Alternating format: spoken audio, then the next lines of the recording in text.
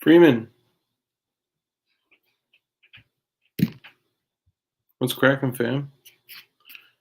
Tonight's gonna be a good one. Tonight is gonna be a good one. Oh yeah. Oh yeah, baby. Okay. I dream of freedom, just me and my little pre-86 transferable registered machine gun.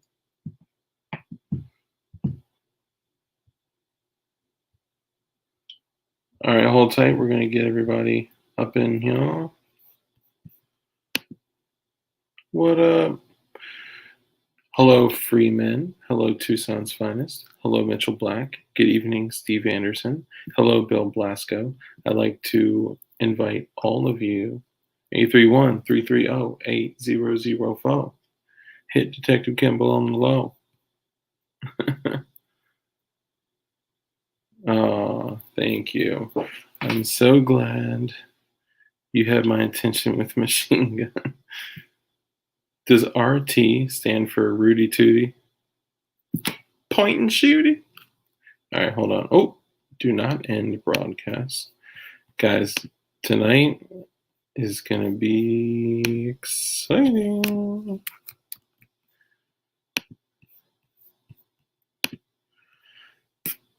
Okay, so tonight we are going to have a conversation with someone that you all know, who goes by the name of, it looks like South Armitage. Actually, let me tell him something really quickly. Hang on.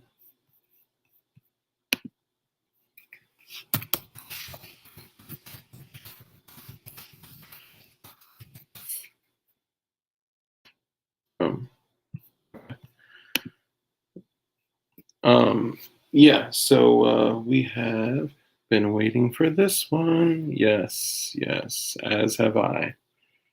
So we have Armitage gonna join us. We're gonna talk about garage builds, home builds. We're gonna talk about don't use the most popular search engine when I say this, okay? And now, of course, the moment that I say it, you're going to be like, what? And go look it up. And if you choose to, that's fine. Just realize what you're doing when you when you do that.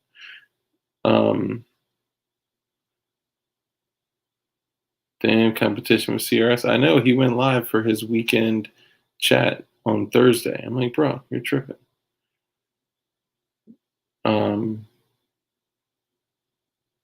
Sorry. So if you choose to look it up, that's fine. Show me the third hole. It just shows like a chick opening her mouth. Ah. Oh, that's bad. I'm sorry. I shouldn't joke around like that. It's something a lot of you've probably already seen it. You've probably already looked through, the schematics and all that. You've probably already press fit a receipt. I'm just kidding. It's called the bullet hose. Of course, we're only discussing the semi-auto variant. And though it is completely legal to do home builds, garage builds, home builds, whatever you want to call them, we recommend that whatever you choose to do, this is for entertainment. Do that shit again and I'll donate. Please don't. What was I saying? We recommend that you follow all of your local, state, and federal laws, rules, and regulations. I think that covers everything. So this is just for research. This is just for, what's up, Matt? This is just for research. This is just for the purpose of education. And it's going to be fun. So I sent it to our two folks here. And we should have them in any moment.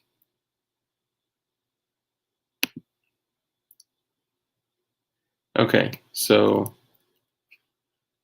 you guys know while we wait for our two peeps here, I think light is coming in. Yeah, we should be good. So, guys, we talk about it all the time. The wiretaps in your home, the Alexa, the Google, the these devices, the devices attached to your hip and face. There is no way to escape them. Okay. Well, I mean, there is, but if you have a cell phone, there's no way to. There's very few ways to escape it without doing surgery on it. Anyway, hello, Gordon. I did find out that having a wiretap in your home willingly, not only willingly, purchasing a wiretap is not something that we're that's looked on like upon highly, but there is one positive thing that you can do. Do you guys want to hear what that is?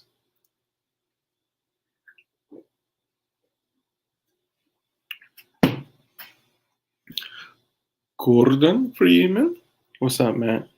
Hey, I'm sorry I didn't get back to you, Matt. I'll fill you in on the trip from the other day.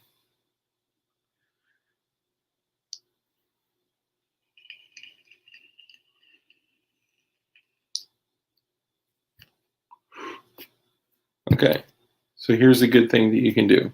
Y'all ready? Y'all ready for this? No.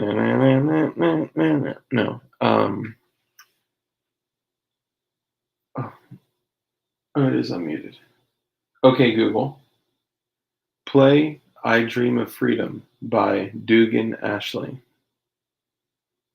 Playing I Dream of Freedom, Karnak Khan, Extended V2 on YouTube Music. Yes.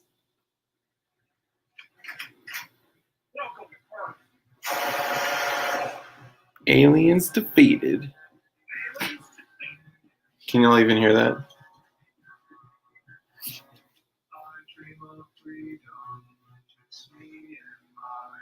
Little machine gun.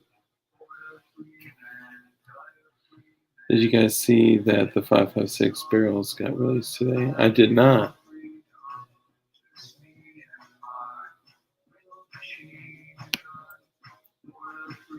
I'm not really down with the. Let me say it differently. I admire and appreciate the Polish barrels. Which setting am I supposed to change? Hang on.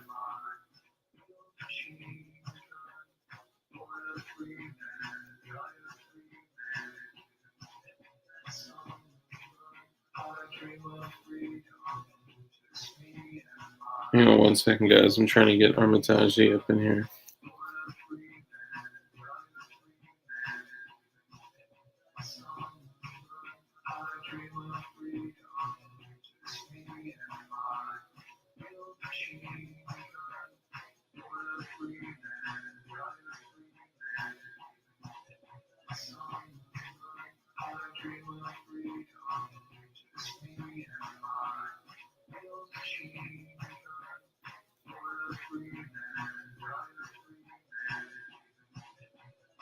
Well, look at the market. All right, sorry, hang on. Okay, Google. Actually, resume. I'll let it run for a minute.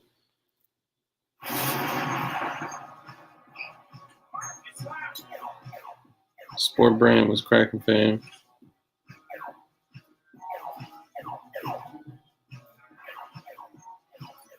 Sport brandy wine. Oh snap! We have the man.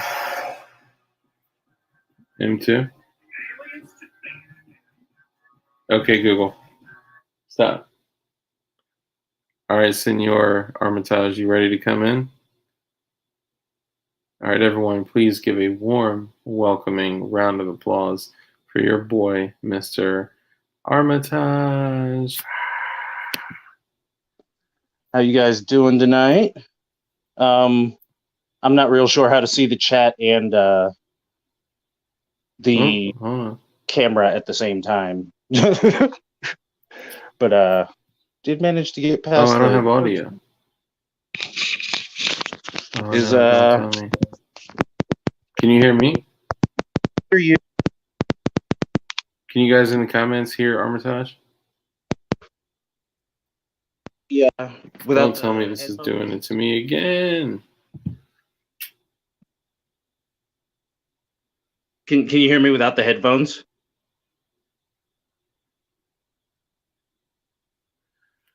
Bro, what? Why did... Oh, man. Give me 1 second. Okay.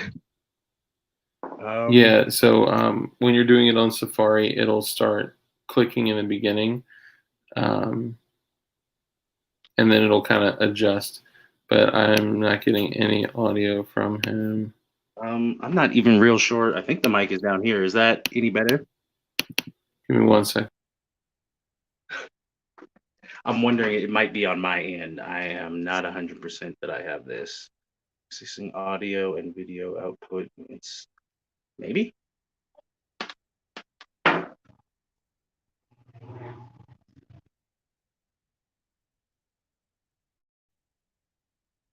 Okay, it looks like I figured out how the chat works. Looks like they can hear us.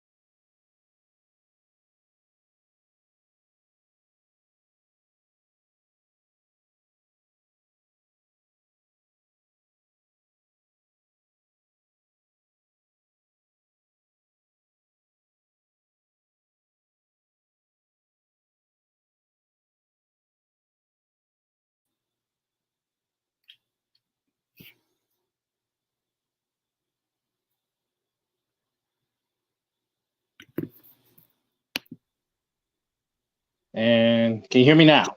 Boom. Okay. You know what's so crazy? I literally shut down my computer completely with the live stream running, and it stayed up the whole time.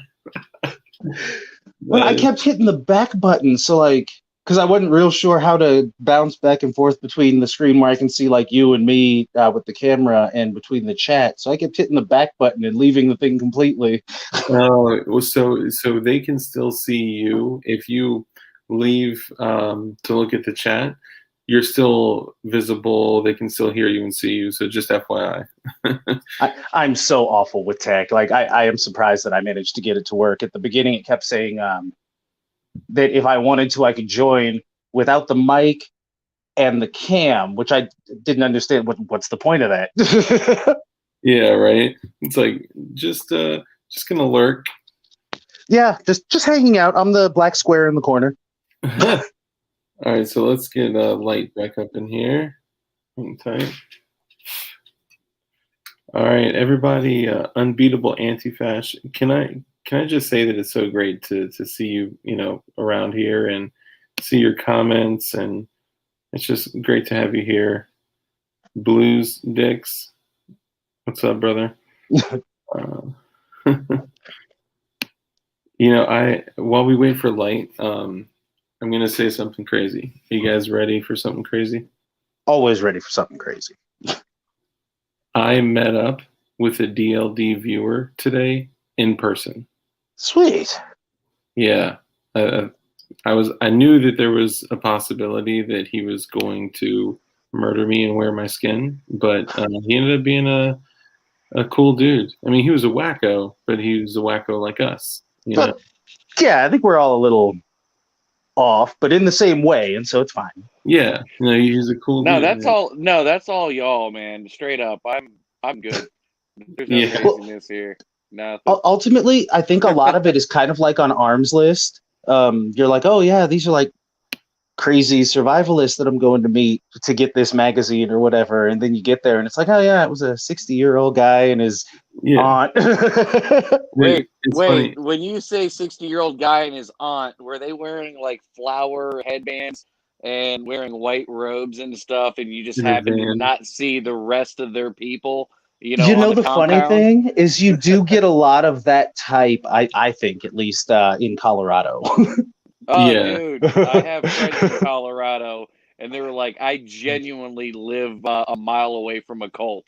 There's a whole commune out That's- there, and they're wearing robes and stuff. And I'm like, for real? He's like, they're nice people, but I'll never drink the Kool-Aid or lemonade they sell on the side of the road.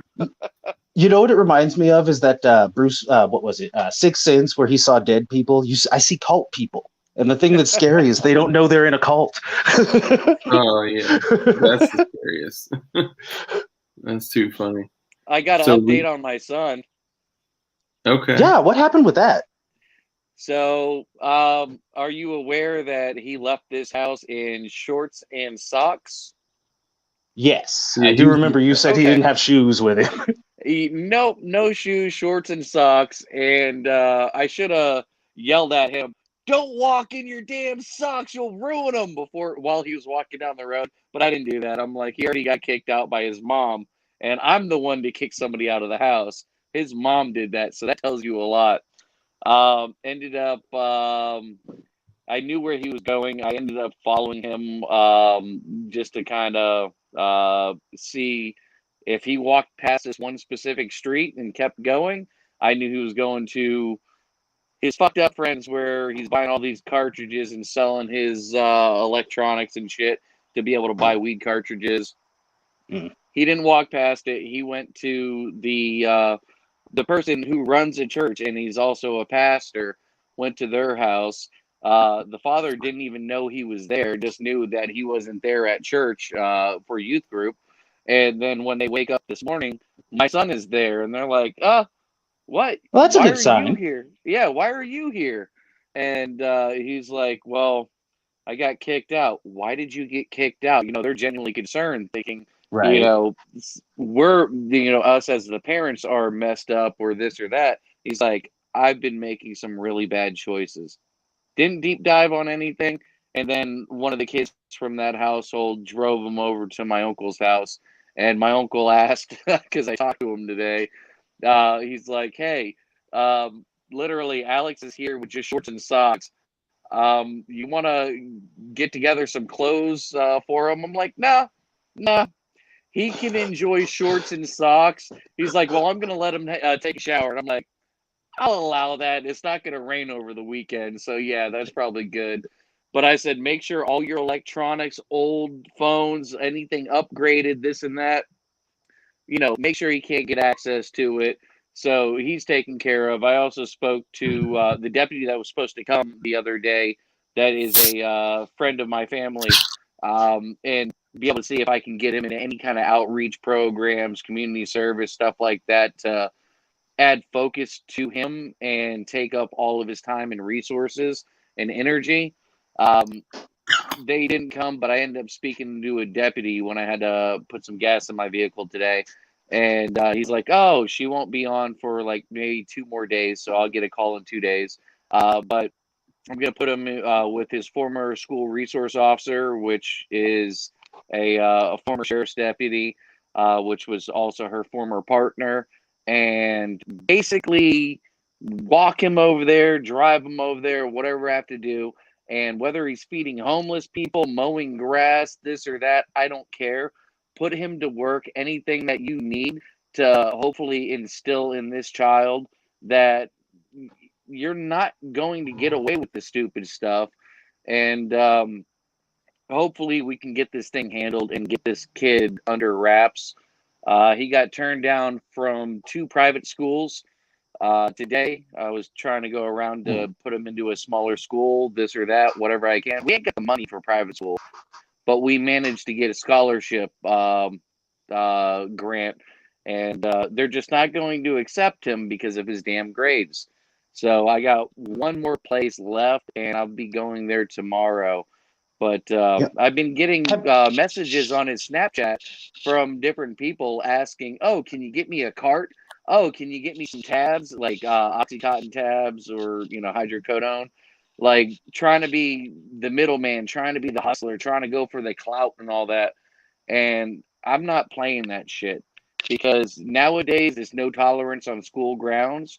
You get caught with one of those cartridges, that's a felony, straight up.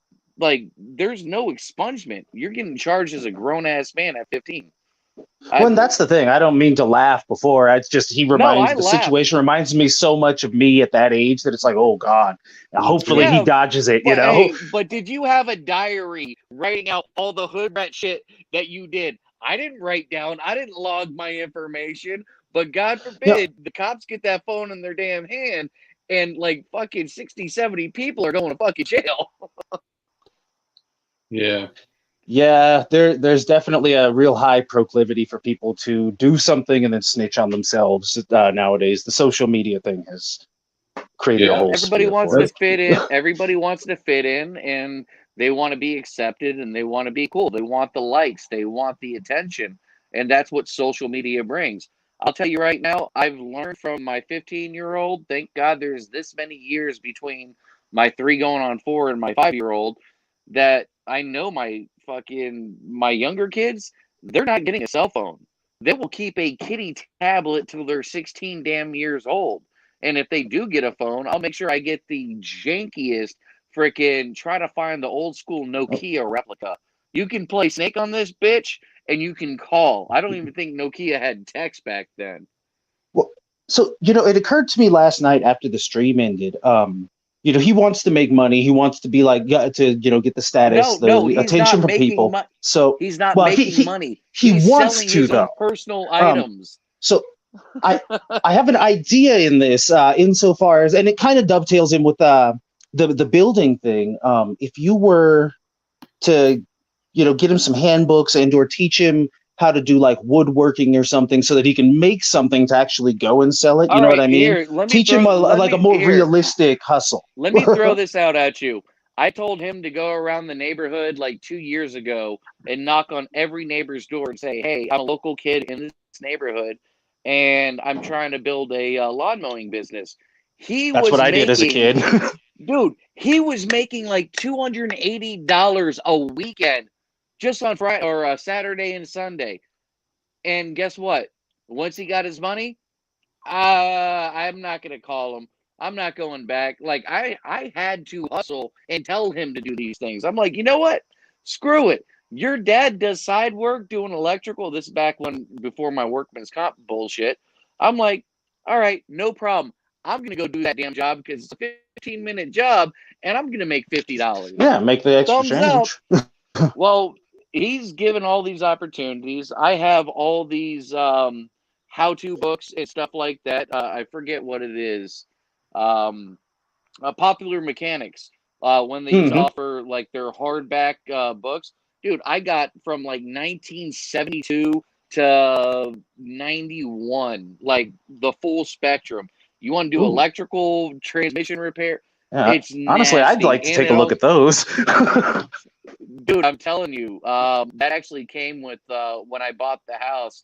They were like, "Yeah, we don't know what to do with these. We want to sell them." I'm like, "Will you be willing to throw it in there? Would you be willing to throw it in with the house so you guys don't have to like try to sell it?" They were like, "We'll do that for you." And I'm like, "Thank you so much. I got all these. Yeah, It'll that's tell you how to awesome. make ham radio. It'll tell you how to fish, rifle repair. I mean, it tells you everything under the fucking sun, even amateur rocketry. I mean, with even chemistry. I'm like, look up Popular Mechanics How To books. They're maroon or red. I'll go grab one here in a minute. But I don't know how long I'll be able to be on this stream because once one Totally, you family got member, stuff yeah, going. Oh, good, brother. no. Once You one gotta take care family of your member family found stuff. out that my It's son all got good. booted, I get a phone call and another phone call, and now I have like 4 people I'm waiting to call me back about how it's so wrong. We did this to my, our son, and blah blah blah. I'm like, okay, how about we send him to you and you impose all these things? You make sure that he does right, blah Right. blah blah.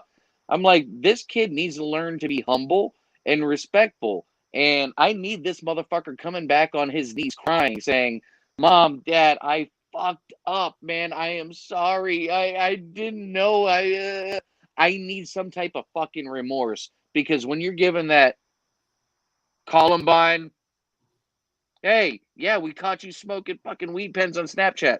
Mm-hmm. No, I don't know what you're talking about. Dude, I'm showing you the fucking phone right now. You hitting the fucking vape pen. Uh, no words, nothing. Can't fucking say anything. Can't even freaking talk. And even when I try to break down to him and just sit down with them, hey, man, what the heck is going on? We've had this conversation. I'm trying to work with you. We want the best for you. We've given you everything. And now we have to take it all away because you keep on lying and this and that. I don't All know. right, like I'm sorry, we got, and I know, dude, I love you and your family. We Yeah, no, gotta, I'm done. get back into it. But thank you for giving us an update. So Armitage, brother, tell me how long you've been following us and how you came about finding us and just everything all together. Tell us about Armitage. So I've been following you guys. I want to say not since like day one, but pretty much since CRS shouted you guys out. Okay. I ironically I actually had a channel not at the same time, but shortly after the Carnicon days. And I was a big fan of Carnicon, and so when I saw Dugan, it was like, oh yeah, cool. My original channel got nuked long ago. Really? For what? So yeah, oh yeah. I made a statement that is entirely true, but apparently wholly offensive. Other people have said it. They don't seem to block other channels for it. I think they just had a problem with me. Was it George Bush doesn't care about black people? No, No, it was it was about same-sex couples, specifically of a male variety, but it kind of applied to both. Okay. And again, I have no problem with them. Like I said, it's an entirely scientifically factual statement. It's just not necessarily nice, apparently. Well, I would love to keep our channel. So exactly, and so I'm not going to say it. I do have another channel now that's under this name. It's just S Armitage. Nice.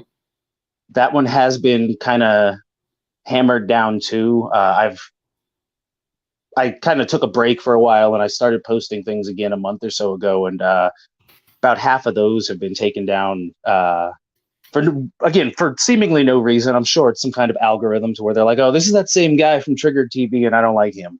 But yeah. One of them was just because I do a lot of stuff where it's how to make things without the right tools. Sorry, real quick, I put it in chat just so people know what book to look for. One of the videos they snatched down was just a drill that I had made a modified to make into a lathe. because a lathe is really expensive, but a battery drill is like $15 if you shop around a little bit and get a used one. Yeah. Um, How in the hell did you do that? Basically, I just put together a stand to put the drill into, and then it only works for certain things, but anything you can chuck into the bit, or rather anything you can chuck into it, you can turn like you would on a lathe. So then I'd bring in a stand. The example that I'm using here is I actually bought some funnels for a Form 1, and they were a little too big for the tube, so I had to shrink them down, spin them down. And I didn't have access to a lathe at the time, so I chucked the nipple end of the funnel into the drill, set it on this piece, brought in the base piece that holds the, in this instance was sandpaper, and then just run it. Wow. I mean, on that same note, though, I did quite a few of them without even any of the machining, or like any of the parts. Just did those at home with the drill and holding a piece of sandpaper real carefully. Wow. I still managed to nick my finger a couple times with it, but I mean, That's inevitable. I mean, Yeah, do you think you could do something as much as like thread a barrel on Oh, that? yeah. So, and not necessarily with that, and that was actually, I have this here, show you, it's written in red, which causes a problem, of course. This is a sheet of notes that I put together for stuff that I wanted to bring up, just as far as building goes. And barrels was one of the things that I wanted to talk about, just because typically on a build, that's going to be like the hardest thing to come up with, unless you want to buy a barrel. Like I've bought AR barrels and whatnot for builds that weren't ARs, that were just kind of stuff I was putting together, and then done what I needed to make it work. Or, pretty much any barrel you get your hands on,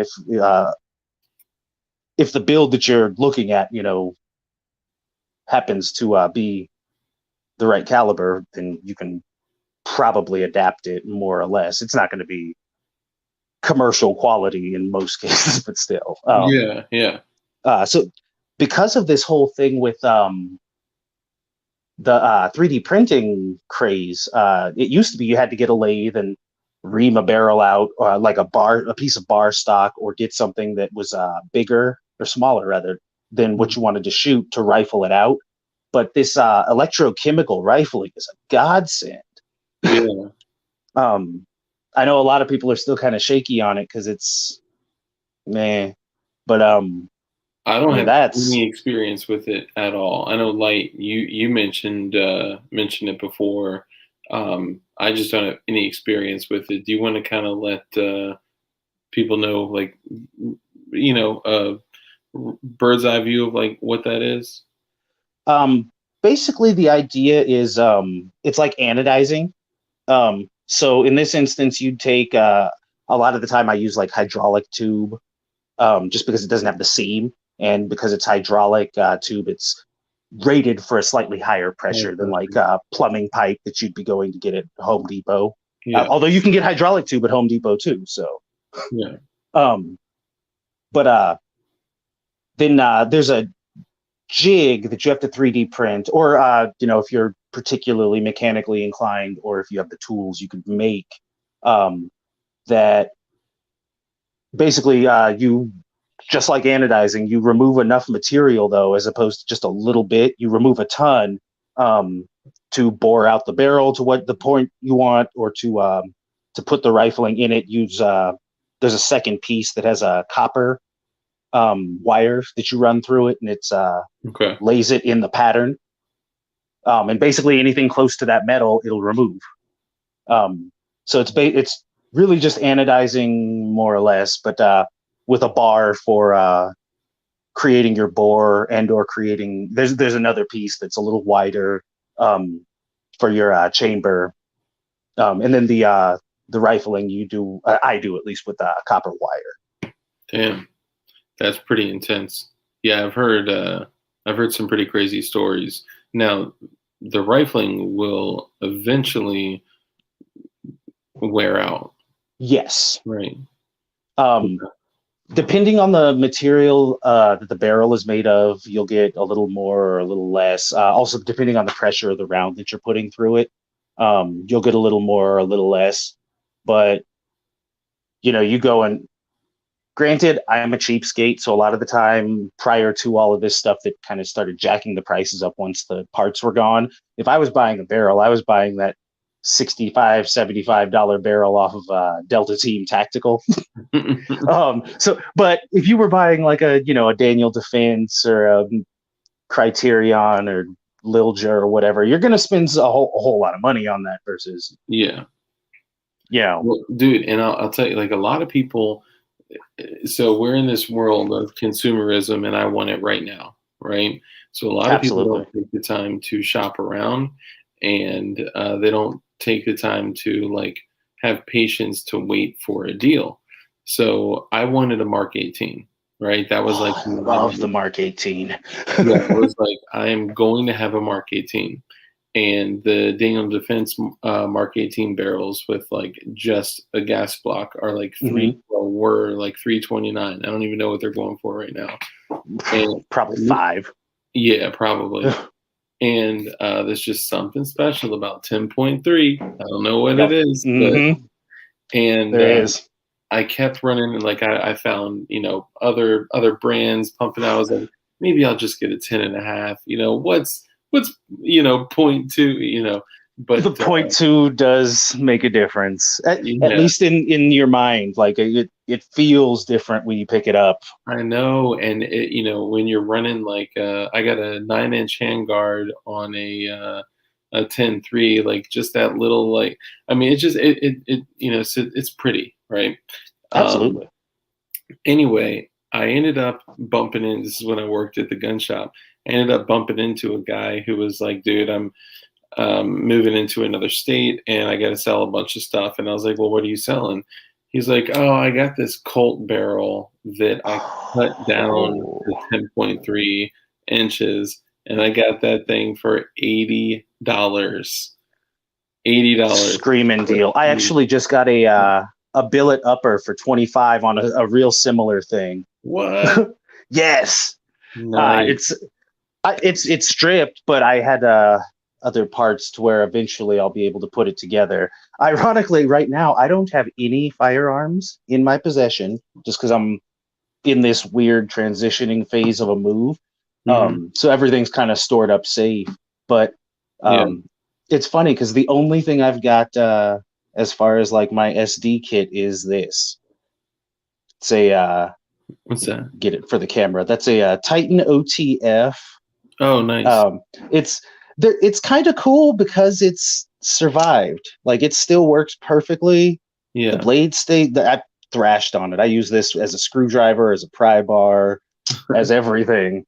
And it was like it's a Titan OTF. You can get them online for like $15, and I didn't know that at the time. Probably more than that now. When I got mine, I actually got it from the Kung Fu store in the mall.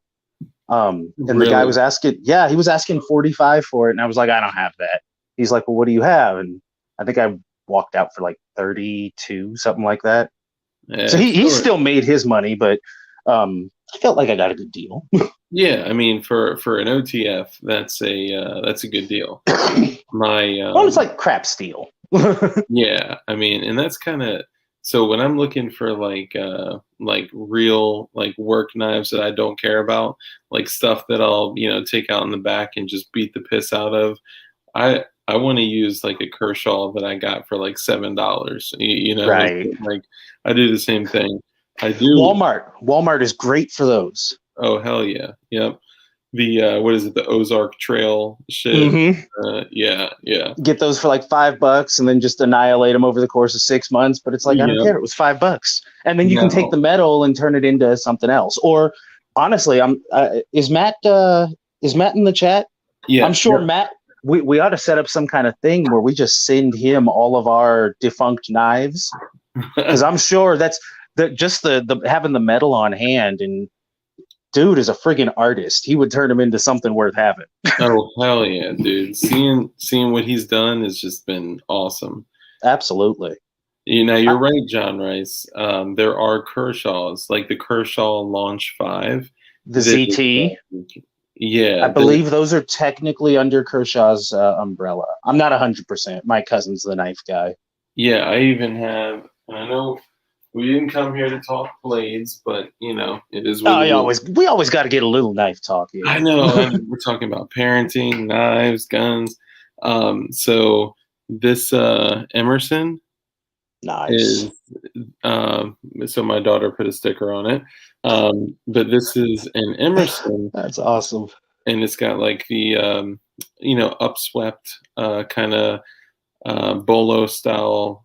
I don't even know how to. It's got a wave on it too. That's awesome. Yep, it's got the wave. Most of my like self-defense pocket knives have a wave, but it's a Kershaw and what's the company? Emerson. Kershaw and Emerson collaboration, and these things are literally like $35. That's not bad. Yeah, and when you draw it out of the pocket, it was what, 8CR MOV? Yeah, I believe so. I actually just sold the only wave knife I had. That's why the only thing in my arsenal is the Titan. I had a ZT 0630. Nice.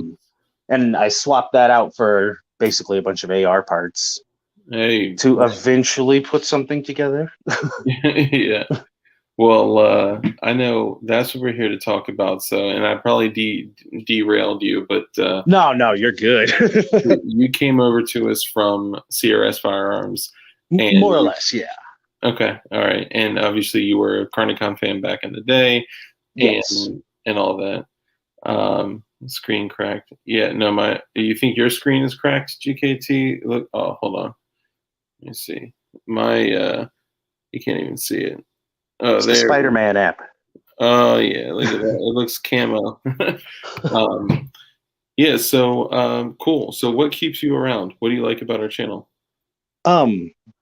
Honestly, a lot of it is and I mean I used to love politics, but I've kind of been shifting further and further away over the course of the last 8 or 9 months. Especially since November. So I just kind of, a lot of things have clicked for me and I'm pretty much done with it. Mm-hmm. And so a lot of what I watch these days tends to be more oriented towards like self-sufficiency, homesteading. I don't know if I probably shouldn't like shout out a bunch of channels or anything, but that type of stuff. Yeah. You can say whatever. Ultimately, that's pretty much my goal, long term or short term, even. I'm realizing more and more I don't need stuff and all of this. It's like I as long as the bills are paid, I don't need the extra money to go buy a new hat or whatever goofy thing. The stuff doesn't matter. Well, and the stuff that I want, the people who have it, typically my skill set fits in a range to where it's like, oh, well, you have this that I want, I'll put this fence up for you, or I'll help you build that wall, like the CMU, a concrete masonry unit wall or something like that over the weekend, and then you give me that whatever. So it tends to work out. And I think that's a part of it too. Everyone seems to be downstream of everyone else. So once one person and I really think it's kind of pods, but it's all the same community in as far as like the self-sufficiency type thing goes. Once one group gets the idea, someone usually plants it somewhere else and so on. And it is a journey because like I'm not there yet. Like, no, I don't think many of us are. And I try to look for the people who've already gotten kind of far down the road and made some of the mistakes just so that I can see beforehand. Oh, well, don't do this. Oh, well, don't do, because sadly we don't live in a way that facilitates continuing to live, if that makes any sense. Yeah. For sure. But that's Like a Yeah. lot of it, I feel like should be common sense, and or would be stuff that we were taught a lot younger normally, and so it's kind of playing catch up. But then at the same time, I also try to get to with people who are either just starting out and or somewhere in the middle, just to because the guy who's just starting out, he may have a great idea that I hadn't even thought of, you know. Yeah, for sure. And ultimately, I mean, all of it for me at least was downstream of firearms. I really liked guns. Right around the time I got into them, and don't get me wrong, there's been like a hard fight going on since the AWB sunset hit to ban them again. Yeah. But I got into them right around the time when they started getting stupid with it. Mhm. Right You're talking like before, 04? right before, yeah. Bush got out. Yeah. That Um, was right when so a lot of my mags and one of the overfolding Remington 870 stock say law enforcement, military use only. A lot of the old Glock mags that I have say law enforcement, military only. I kick myself every day about it. Again, I don't have anything on me, but I used to have, you know, the dump packs that they put on that you put on your pack on your belt when you're going for 3-gun to Yeah. drop your mags and whatnot in. Yeah. I had 2 of those completely full of Beretta 92 mags, just because at the time they were basically worthless, and they were all the ones that were stamped restricted for law enforcement and military because they had more than 10 rounds in them. Yeah. And first I got rid of, I have 2 Berettas, one of which I didn't want to shoot. Mhm. And then I sold the other one, so it's like I don't need all these mags. I think I wound up trading them for the equivalent to like $9 in value a piece. Oh man. Right? That's Right? crazy. I had someone offer me $50 for one.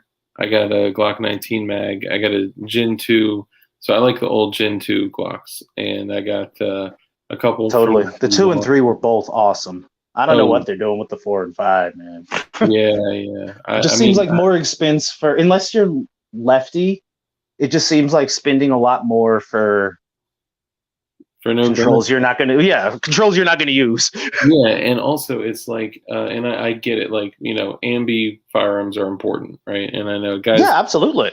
I promise we'll get into the discussions of building shortly. Yes, I have some awesome stuff for you. But the one thing that I hate is that you know, I got Gen 2s, Gen 3s, P80s, and I could, you know, lay them all down and I could interchange all of those parts. Yes. The moment that I lay in, like I want a 19X. I'm not going to get a 19X because it's Gen 4 and 5. Yeah, exactly. And it's just the only Gen 4 that I have technically is the 42 380. Okay. But it has a threaded barrel, so that little tiny 380, you're running a can on it, it's just like pa-chunk, pa-chunk, pa-chunk. Like, it's so quiet really quickly. Sounds like the door shutting. Yeah, exactly. It's like literally, it's just stupid quiet. Those are always fun. Before we move on, so in Virginia, you can't carry auto knives. You can own them and transport them, but you can't carry them.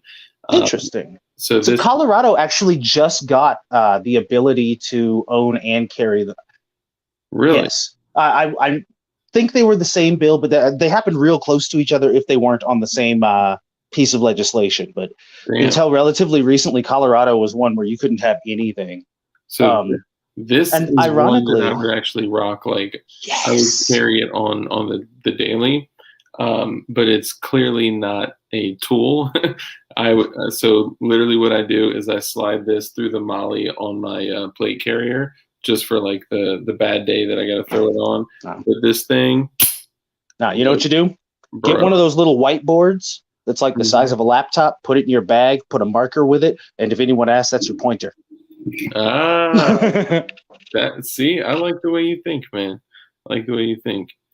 And I know it's Stephen Crumley, not to hate on your Gen 5 19X, because if I had 9 Gen 5s and Gen 4s and 5s, it wouldn't be, for me, it's just an issue of compatibility. It's the same reason that I won't switch to Olight, because I know my Streamlights and Surefires will All use the same chargers yeah, and batteries. all the same batteries, all the same gear, all that. And that's just it. It's not that I dislike the 4 or the 5. It's the fact that when I started shooting 3-gun, and there's one of the few videos that has a gun in it that is still on my channel. It's a Glock 24 that I modified to take 357 SIG. I cut a custom barrel for it that's 7 inches long. That's the for people that don't know, that is the 17L, but in 40 cal, right? Yes. Okay.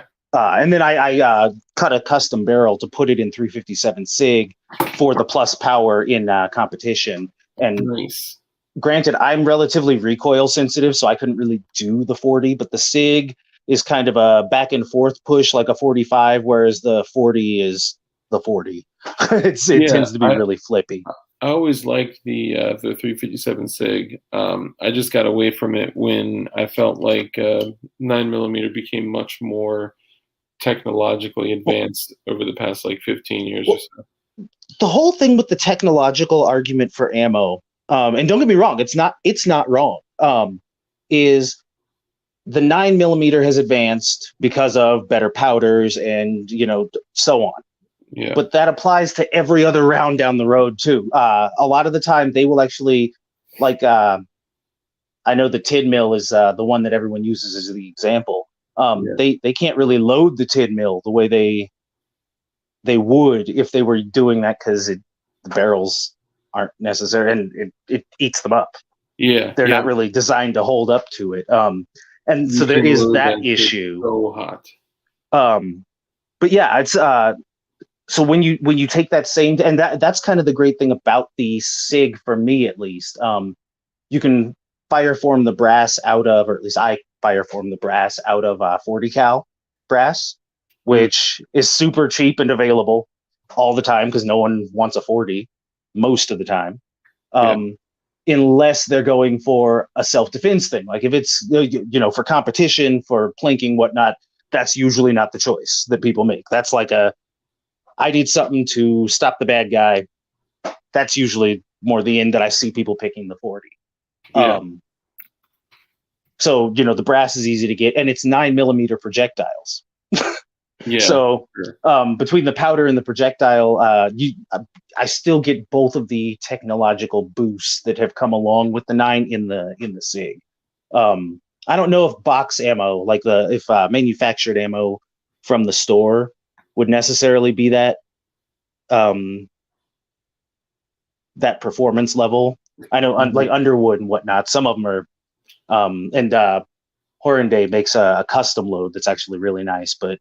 Yeah, I think I would say the majority of like 10 mil, 357 SIG, even 38 Super, which is one that people don't talk about a lot. Yes, people sleep on the 38 Super. For sure.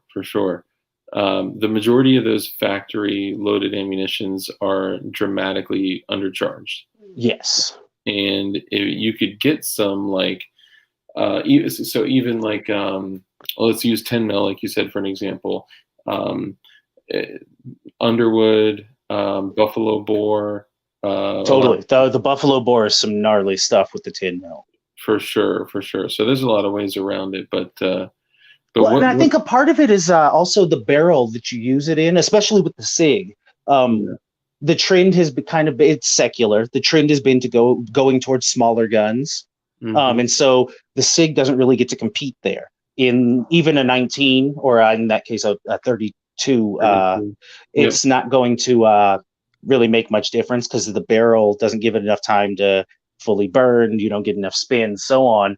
By the time you're at the 17L and 24 length, it is a very noticeable difference. And this is actually probably a good segue into the build stuff. I'm a subgun guy. By the time you start looking at pistol caliber, I don't know why people say they don't make subguns anymore. They just call them pistol caliber carbines and pretend like it's something different. But I have a T&W Arms, their survival rifle. Okay. In 357 SIG. Nice. 16 inches with my hand loads. I can put a round down range at way more than 4,000 feet per second. Granted, by the time it gets there, the ballistics on it are retarded, and so it's tumbling and so on, and it blows itself to pieces. It's not Hold on. You're saying sound, you're but getting more than 4,000 feet per second out of yes, the 357? that's been my max on the chrono, and it, like I said, it destroyed the round the second it hit something soft. Yeah. And it also destroyed the case completely. I way overpressured those. That was just my example, though, that once you stretch it out into a longer barrel, you start seeing some retarded numbers. Yeah. Oh, I probably shouldn't. Some ridiculous numbers. That's okay. Got to switch my R words. It's kind of like and- the first time I used to rock and I have a comment on the PCC thing, but so I used to rock a Keltec Sub 2000 and 9mm. It takes Glock mags. And Absolutely. you can literally just fold it up, rock the bolt back, and just keep it there on safe and keep a 33 round mag in it. That way, when you need to deploy it, you just unfold it, slap it, and it's good to go. And kind of like you slap an HK bolt. And Totally. I don't know if you're familiar with the Federal 9mm BPLE round.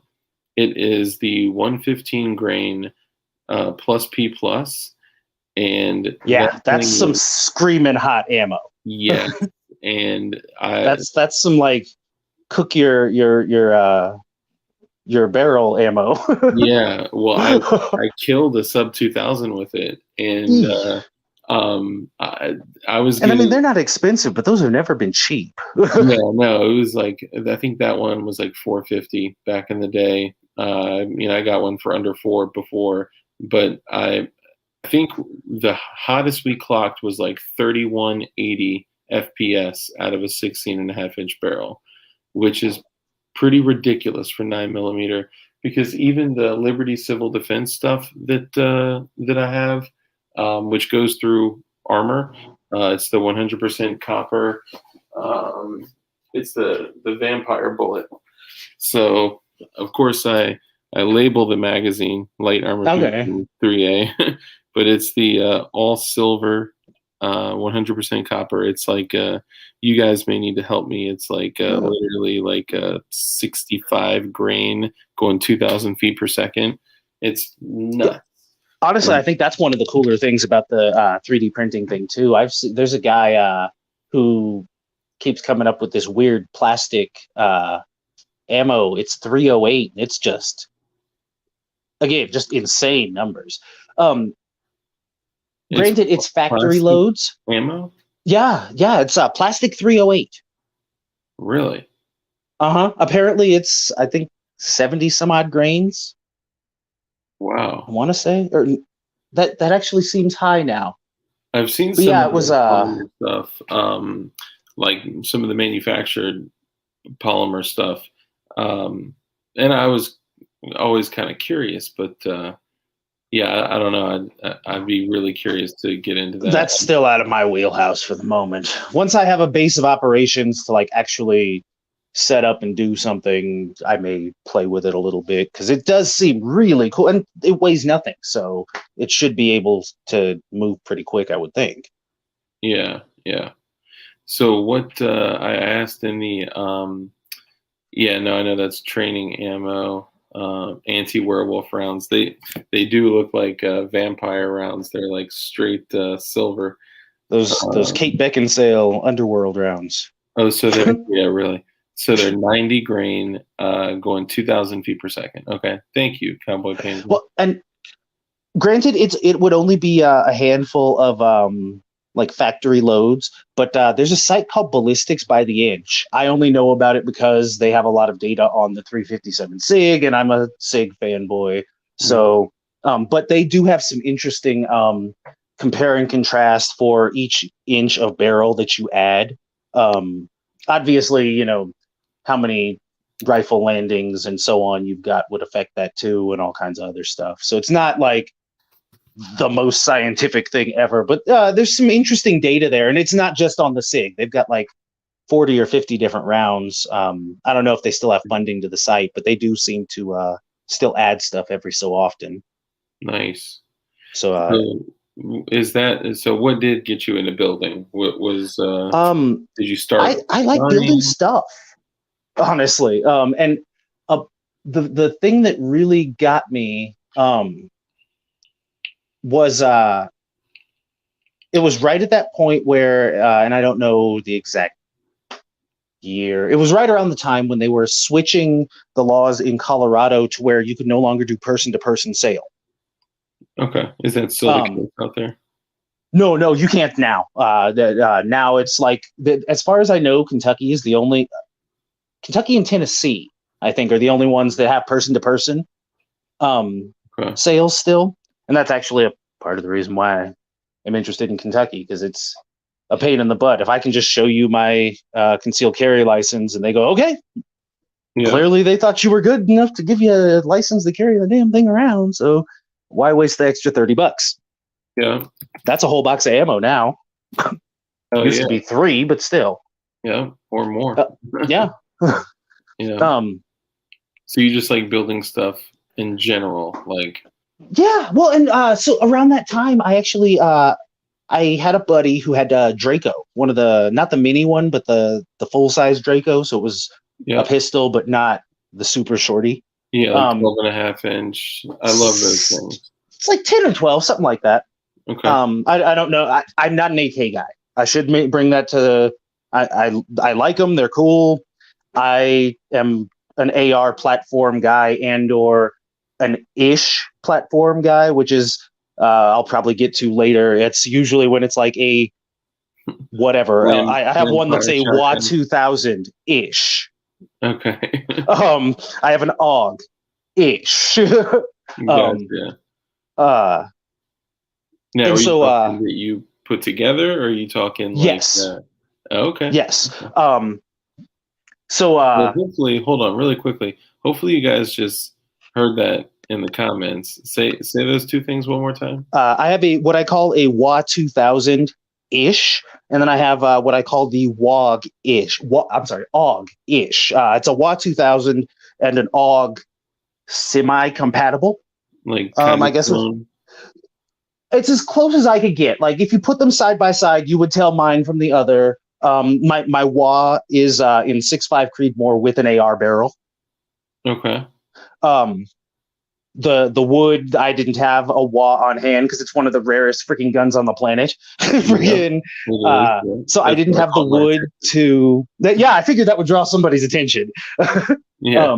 I didn't have the wood on hand to get the exact dimensions for the furniture pieces and so on. But as long as they're not side by side, I mean, it's pretty freaking close. Now, did you end up using a lot of parts for the AUG from not the Steyr? What's the other one? The starts with it's the brand that did like the knockoff AUG. Oh, I know who you're talking about. They make knives. Yes. So I actually got lucky. There was a guy on Arms List who had what he called an AUG kit. It was everything except the upper receiver on the AUG is the part that's the serialized piece. Yep. He had everything but that and the barrel. Like it was all the lower parts, the bolt and everything else was there except for the upper though. And he was selling it for $250. Wow. Gray trigger pack. Wow. So I was like, I can't let it go, even if I never find an upper. And eventually I started screwing with it and said, well, I could make an upper as long as I don't do anything. And beforehand, both, for everyone's safety and whatnot, I do think I should probably mention, do your disclaimer. Most of this stuff you can do in most places. There's, depending on the state, obviously, like California is not going to let you do pretty much anything. They're trying to, New Jersey, they're trying to ban 80%. So obviously, if you're taking that next step past 80%, they're probably still not going to be happy with you just making something. In some places, you have to serialize it. In some places, you don't. So it's really important that before you build anything, you Microtech. Sorry. what's that?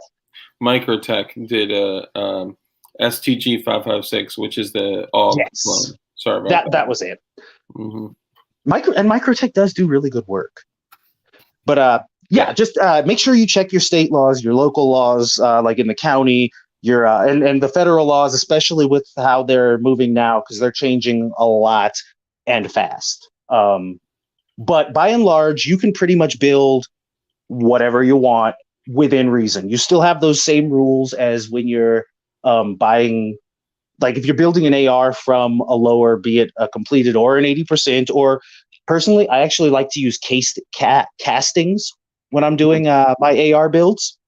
Just total control. I want to mill every part of it. But before you do any of that stuff, just make sure you check and make sure that it's legal, and that you follow the obvious rules. If you're going to put a stock on it, you have to have a 16-inch barrel at least, and so on.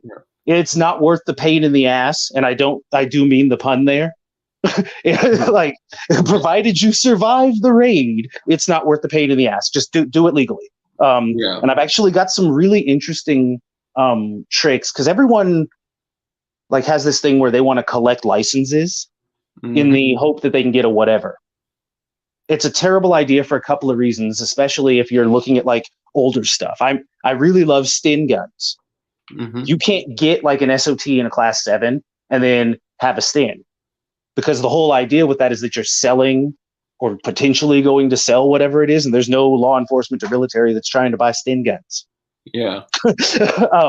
So on that same note, though, if you, and deep pockets on this one, but if you happen to have the ability to set up like a firearms museum, obviously you still have to be squeaky clean in order, but then you can manufacture them. So for the purposes of having one for display. And I don't, again, I'm obviously not a lawyer. I mean, look at me. But so there is a process you can go through to get these specific licenses necessary to have them to have a display. And since most of that type of stuff, your Stins, your Sterlings, your grease guns, and so on, are somewhere between workshop builds and junk builds, it's not hard to put them together. Additionally, as long as the two things that typically make a Stin illegal are it's an open bolt and it's full auto. Both of those are easily fixed. So it's not something that to where you can't build a Stin gun. Yeah. You just can't build a Stin gun that is open bolt and full auto. Yeah. But you could, as long as an open bolt semi-auto, right? Yes. Now, I think they're. Or would it have to be closed bolt? So I always go closed bolt myself, just because I'm paranoid, and I like I said, they tend to change stuff so often. I know at one point, just the whole fact that it was open bolt, even if it was semi-auto, the open bolt made it illegal. That may still be the case. I'm not 100%. I haven't looked at it in forever, just because I tend to just go closed bolt anyway. I think that was especially with the Stin. To me, it seems counterproductive to have the bolt open. So when you charge your AR and then you lock the bolt back, like to the rear. Yeah. That's basically the equivalent to what is set up in an open bolt. The spring is constantly under tension. And there's a mechanism that holds it there. Basically, you just remove the mechanism that holds the bolt to the back, and it sits at the front. Easy peasy. So that is like the easiest fix in the world. Switching some of the designs, and I'm going to give you guys some stuff to search here in a little bit if you want links that'll give you complete diagrams for a whole bunch of stuff. If you're looking at a bolt that is designed initially to be fully auto and you want to make it semi-auto, it is a little harder than just closing the bolt. Closing the bolt is essentially, at least in most of the builds that I can kind of lead you to, is going to be more of just taking the pressure off of the spring. Yeah. So hold on. Quick question. And I'll remember to drop my PCC comment. So does a Sten have a fixed firing pin with an open bolt? Or so the Sten with an open bolt has the firing pin is just like a nub. Yeah, it's fixed in the it's always protruding? yes. Kind of like a Mac. Like yes, and that's like a full auto Mac. Yes, and that's so granted they have different shapes, but like your Mac 11 and your Uzi are kind of in that same general family insofar as they have a fixed pin, and that's pretty much the bulk of what you're going to want to. I mean, there's a few other things to it, and I actually have a link that I can show you guys. He's got 2 videos on YouTube where he basically builds one right in front of you. I don't want to try and explain it and get it wrong, or explain it in a way that someone doesn't understand and messes it up.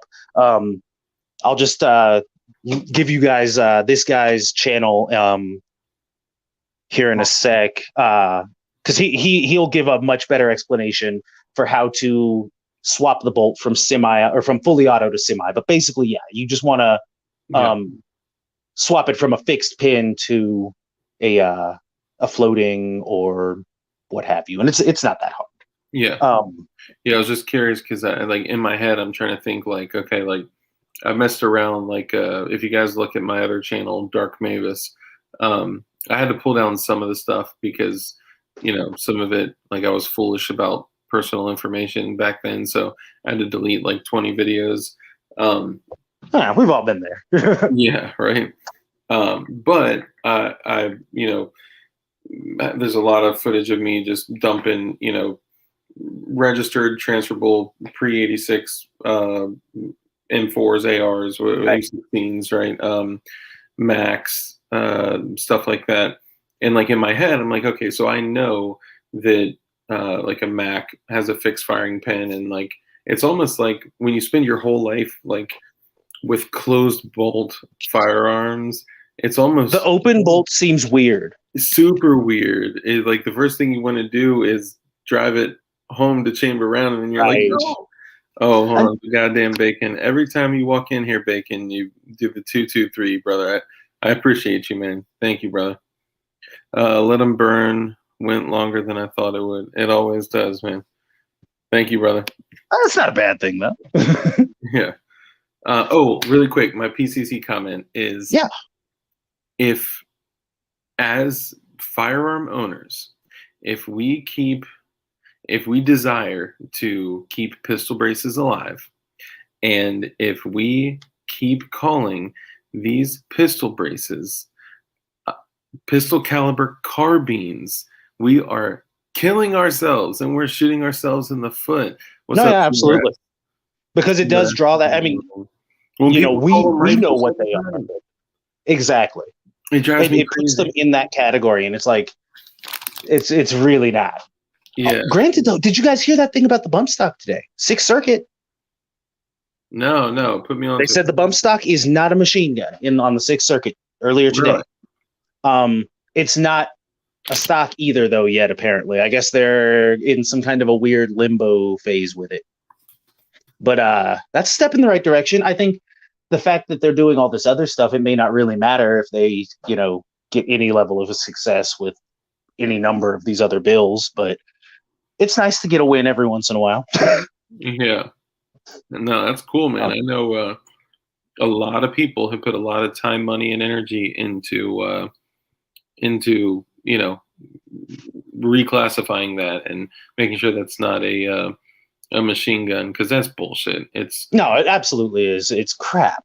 And it's the same thing as with I guess really with a lot of things, but this shit that they're doing with the auto key card guy, it's a picture. Yeah. Friggin', and if whoever it was gonna get it, cut it out illegally and put it in their thing, then whoever it was going to get it, cut it out, and put it in their thing anyway. It doesn't matter if he got it from this guy or if he friggin' had to go and get whatever diagram off the internet, trace it into the metal, and all you did was save him 15 minutes. That's you're not going to be and able to stop malicious intent or nefarious intent or. that's the thing. You can't ban guns. Yeah. This is perfect example of that. This is a D-cell steel tube, and I'll see if I can get it in to where the light. Can you guys read that? Sten MK2 Shorty. Remove. Yeah, Is that a receiver? it is, but it's also just a tube. It's a 1.25 inch tube. Any tube, you can't right along this edge. You can still see the printing. That's just plumbing tube. Okay, so hold on. So people in the comments understand this. That's not a can, because a lot of people are mentioning like oil filters and stuff. That is a receiver for a Sten. Completely legal, semi-auto. It is. It's just a tube. Yeah. That particular one happens to have areas marked off where if you take a grinder, a Dremel, a drill press, what have you, you remove them, and it becomes a receiver. Right now, it's just a tube. And if you were to remove that engraving, like the laser engraving that's on it, it literally functionally does nothing to stop you. You have to remember, especially with, and again, some of my preferred favorites are like the Sten, the Sterling, the grease gun, what have you, all of which can really easily be built closed bolt and semi-automatic if that's your goal. Mm-hmm. And at which point you're good.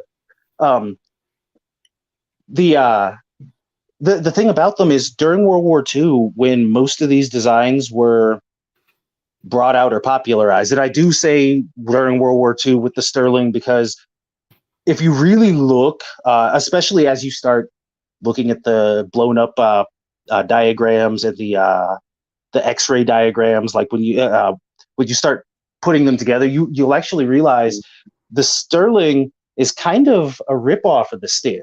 Yeah, for sure. They took it, they put it, it's like the Lexus of Stens. They put all the options they could come up with at the time on it, and there you go. There's your, what was it, the Royal Navy or some shit like that for the UK, used them forever. Like I think it was 94 or 95 before they took them out of service. It's a World War II gun. Most of them were built for like $15 in bike shops out of bike parts. Yeah. It's kind of like Singers, right? Like Singer Yes. sewing machines. You have metal and wood. All right, great. You're going to build 1911s and Thompsons and exactly. And because of that, that's like I said before, it's not something that you can go the SOT and Class 7 and all of that stuff licensed to build just because no one's going to want to buy them now necessarily. So the other actually idea that I had, and it springs specifically from a part of my experience with putting the damn things together. I have a buddy who has a company that is a firearms company. And it's not the one that everyone's going to think it is. There's a company that made, I don't know if they still do, a 12 gauge shotgun Sten clone. It's not that company. As far as I know, to this point, my buddy's company has only made a few other parts for, like he's got a rail that's semi-proprietary and a few other things. Okay. He's been on a multi-year now R&D project, which I got lucky in. He had me come in because he needed people who kind of sort of knew what they were doing and a body on the line. Yeah. So he is trying to do a semi-auto 9mm closed bolt Sten, but for the commercial market. That's pretty dope. A big part of the problem. Had a bunch, and not only a 9mm in 7.62 Tokarev as well. But I think it was Sterling's, actually. I can't recall. And that Tokarev is an awesome round. It's very similar to the SIG. Yep. But yeah, so they're running into funding issues over the last few years while they're doing all of this. But over the course of it, we actually some of the things that we realized were that it's not really that big of a garbage gun. Like the biggest complaint tended to be that they jammed because the magazines were kind of crappy, and that they weren't terribly accurate. You're shooting a 3.5, 4 pound rifle with full auto. Of course, it's not accurate.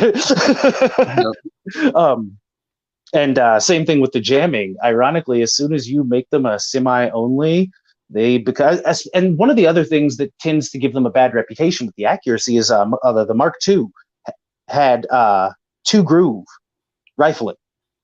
That's really not enough to do anything. Yeah. I mean, it's better than nothing, but you want at least 3 or 4. And so that's one of the other things is they're modern barrels. And so that's kind of his goal is to. He actually wants to take Glock mags. Nice.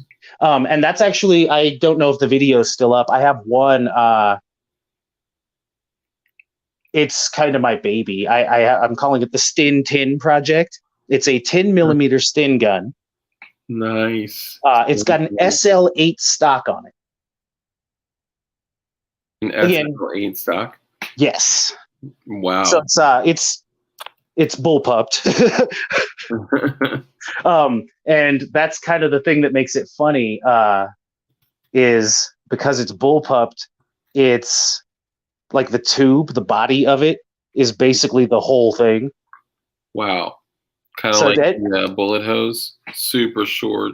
Well, so this one is actually really long just because I tried to move it behind. It's about 2.5 feet long, the body of it. And then there's about that much barrel sticking out the front, but it's 16 inches. Okay, yeah, I can see that. So the rest is all just buried in the thing, in the tube. Yeah. Cowboy Penguin says, we'll call that the bear fucker. There's something about bullpups. I actually, my go-to is a build like this. I actually miss it all the damn time because it was the one that I like to have. Like if I'm going to have one in arm's reach, it was this one. But it's if you guys read, or I'm assuming some of us at least read the Firearms blog. They did a article like 8 years ago, something like that, called "If Frankenstein Was a 9mm Bullpup." And I'm sure it's still up. You can Google pictures of it. It kind of looks like if a P90 and an AR had a baby. Really? But it's bullpupped. All right, now I got to look it up.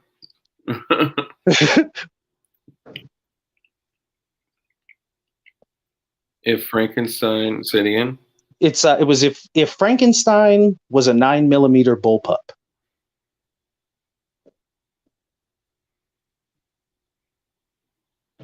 Whoa. Right? That was you? No, I did not build that. I have built something like that. Okay, gotcha. And I don't have picture. I couldn't show it anyway because of the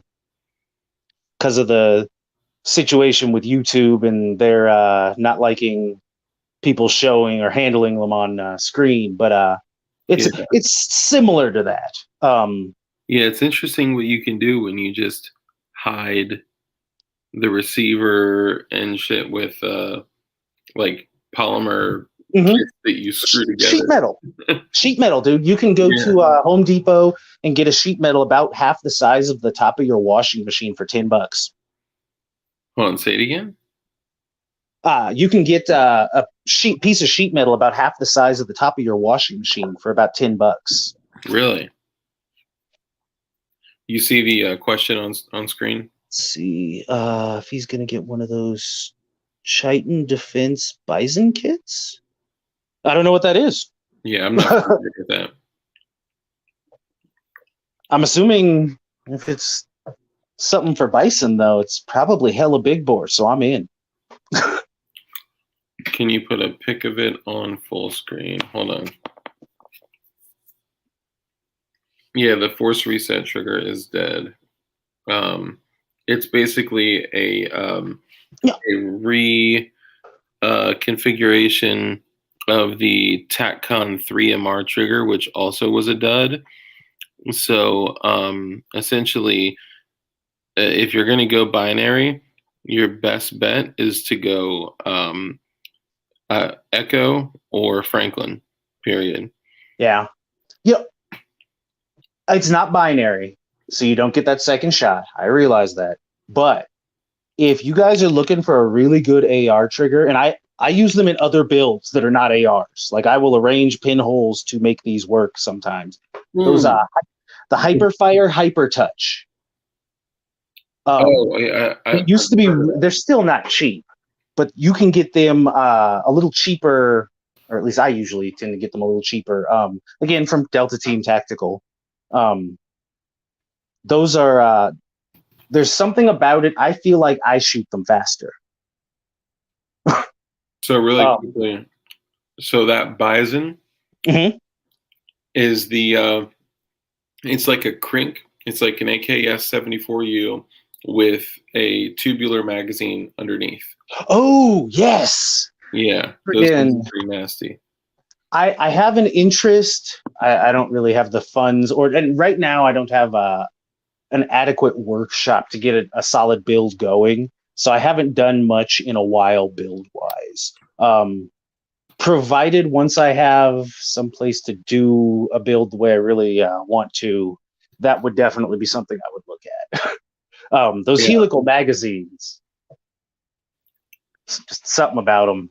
Oh yeah, it brings me back to the Calico days. You know. Yes, and that was the first thing that ran in my head was the Calico. Yeah, even though those didn't work too well. No, well, see, and that's just it. Like the part of the whole thing with me for building is like if someone has what was it? One of my buddies had a shotgun and the pump wasn't working and then came off, bars and all.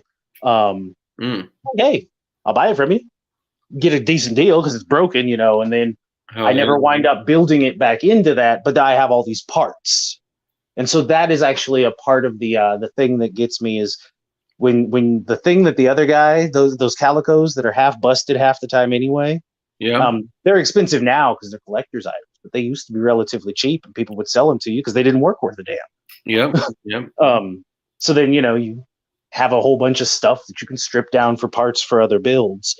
And that's kind of the thing is once you look at enough diagrams, you kind of start seeing both how the pieces interact with each other and how you can kind of mix and match, the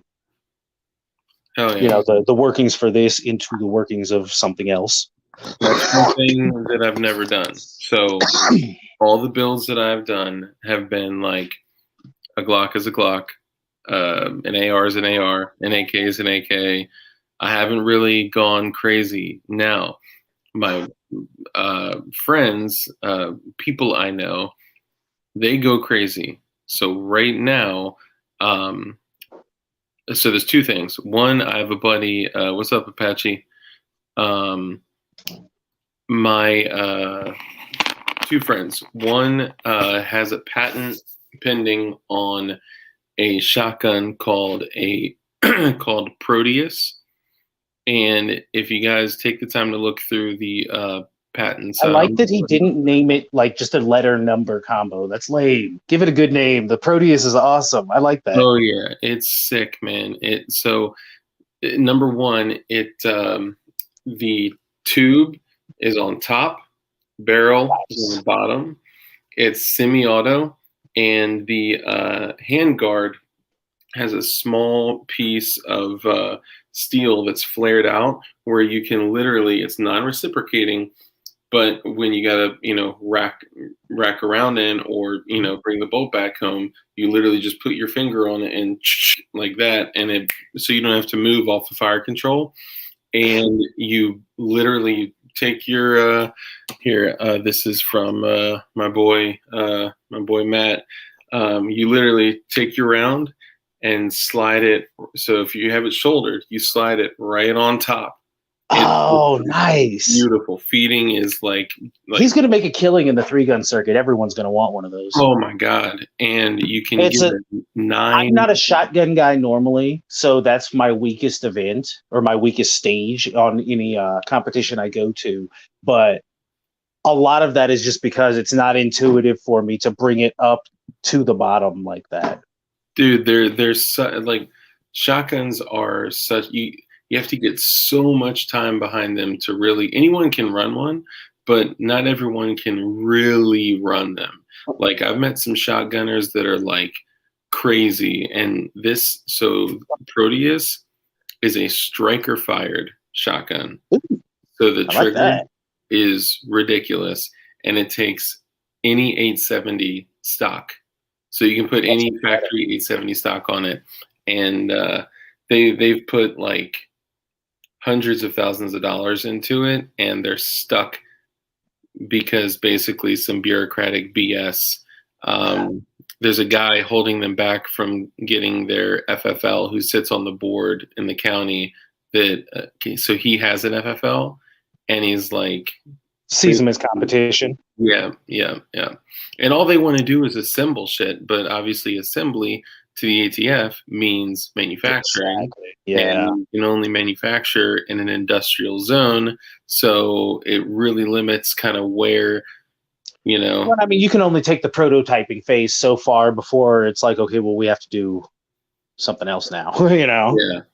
Lastly, my another one of my friends that's deep into building has like massive machinery. If only. That stuff's expensive, man. Oh, bro, if I showed you some of these pictures, man, you'd like probably blow a load. It's crazy. Just on the machines.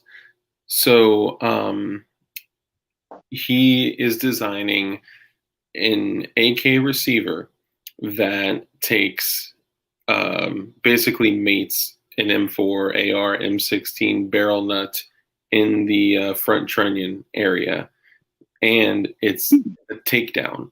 So you can run PMags in it. You can literally have an AK with an AR barrel and beyond, and then detach it and then pack it up together. It's so I never get that crazy. I'm not that, but you're more creative on those things. So I'm sorry. I'll shut up and I'll let you. No, you're good. I know exactly how that goes. Friggin', at one point I actually thought I invented roller delayed blowback. Friggin', because I wasn't like in a classroom learning for most of the learning that I did. It was trial and error and or watching other people and so on. And yeah, it was so yeah, no, it's always cool when I hear someone who actually invented something. Yeah. Like I've had 3 or 4 where I'm always a step behind, like with the Frankenstein 9mm bullpup. I'm really good at doing something someone else has already done. But I've been there. I never seem to either that or yesterday I had an idea for a chambering that makes no sense, stuff like that. That's the great thing of creativity, though. Eventually, I'll hit something good. Yeah, it's just like throwing spaghetti at the wall. Eventually, it'll stick. Yeah, totally. Once you get enough piled up there, I mean. Yeah, right. There was something that I invented and then brought it to. I can't remember what it was, but anyway, please continue. So I guess give you guys a little rundown on where you can get at least some primers and some basic schematics. Depending on what it is that you're looking to build off of them, you may have to make some modifications to the diagram. Things like closing the bolt and adjusting it to where it's semi-auto instead of full auto. Yeah, make sure it's legal. Exactly. Again, it's not worth the pain in the butt. Thankfully, I don't know from experience. It just doesn't seem like the thing you want to try, though. Anyway, so there's a series of books, and it was actually really interesting that Light was talking about the encyclopedias before, because it's probably from around that time period, or maybe even a little before. There was a guy named, and obviously not his real name, Professor Parabellum. Wow. Yeah, he was so on the nose with it that like it stopped being funny, circled back, and it was like, yeah, it's kind of funny. He did a series of, and calling them books is generous, pamphlets. All of them are less than 20 pages. And basically, they're practical sheet metal. So if you were to Google practical sheet metal, a lot of these are going to come up. There'll obviously be other stuff because it's freaking Google. It'll give you a new set of sheets and so on and so forth. But a lot of the diagrams will come up there. Or if you type in Professor Parabellum, a lot of them will come up. Scribed. I don't know how many of them there are in all reality. I know there were at one point paper-based versions of it.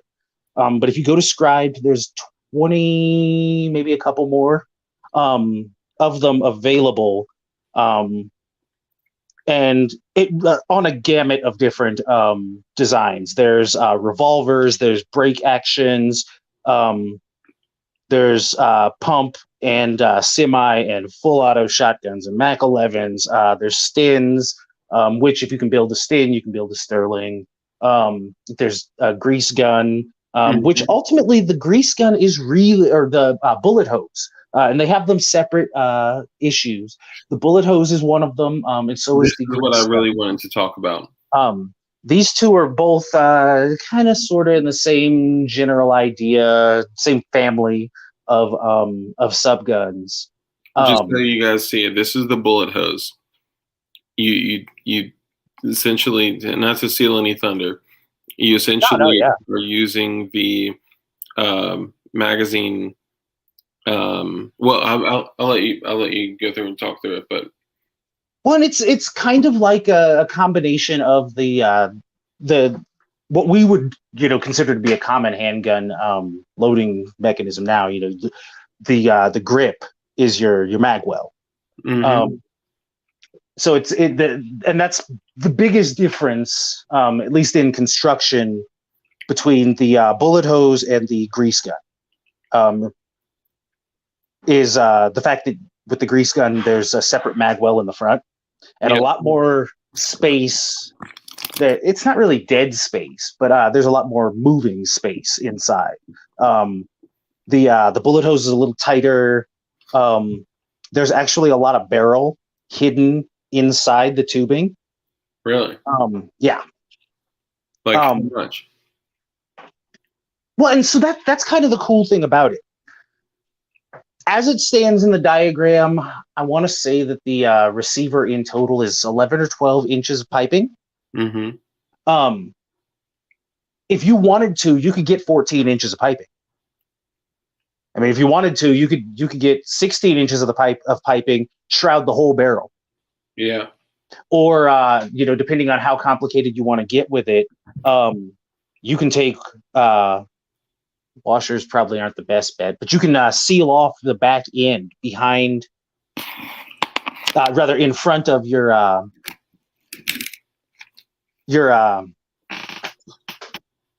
chamber, and turn the entire front of the tube into an integrally suppressed barrel. Like you can do some.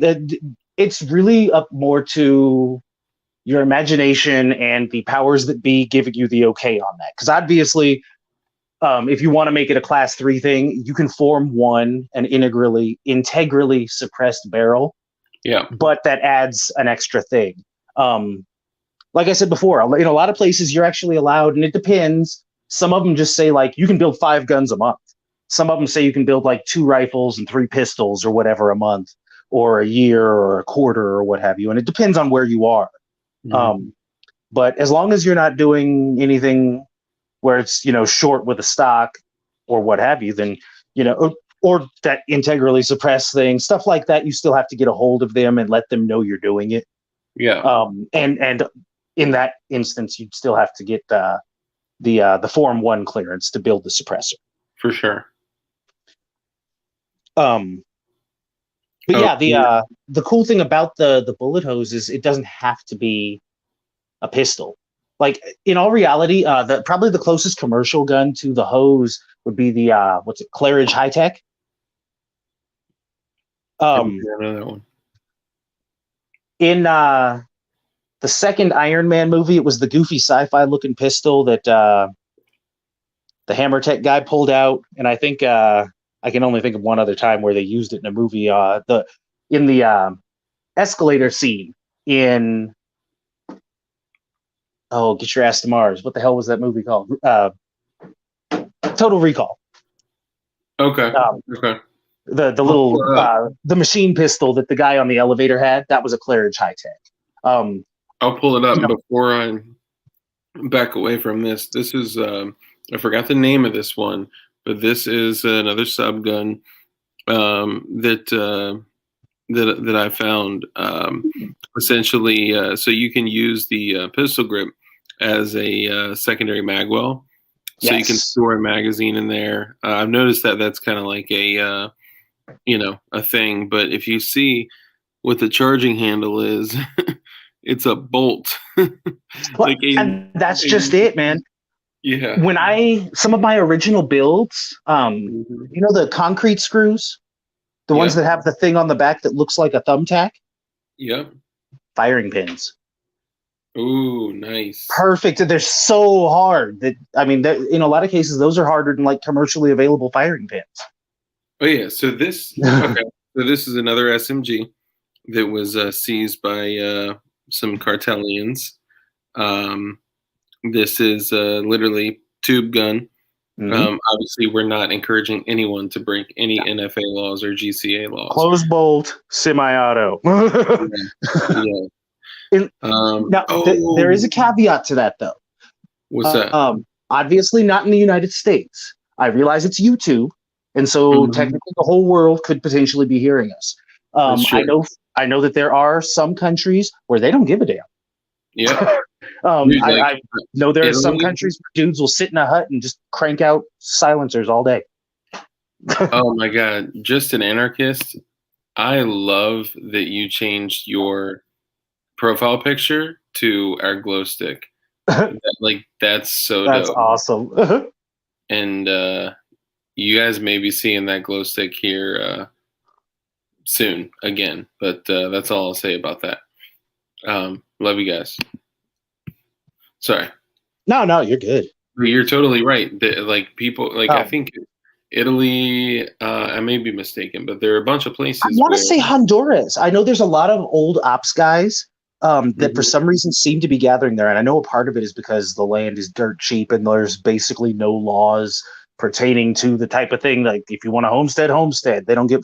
And they have a weird immigration policy where basically unless you're wanted for something in your home country and are willing to buy land and start some kind of something, then they're like, yeah, come on. So I know I want to say Honduras is one of them, but it may not be. That's in large part, I'm sure, due to the fact that it's freaking Honduras, though, and yeah, they don't have any laws against that because they also don't have any laws for fill in the blank. Hell yeah. Shit, that may be where I retire, man. Fuck it. So, honestly, I've considered it. But so yeah, that is an important caveat to make. We are super adamant about closed bolt, semi-auto. Don't do anything that's going to get you in trouble. Check, make sure you're not get the permission and so on. But there are definitely places where that totally doesn't apply, and I'm just wasting my breath for them.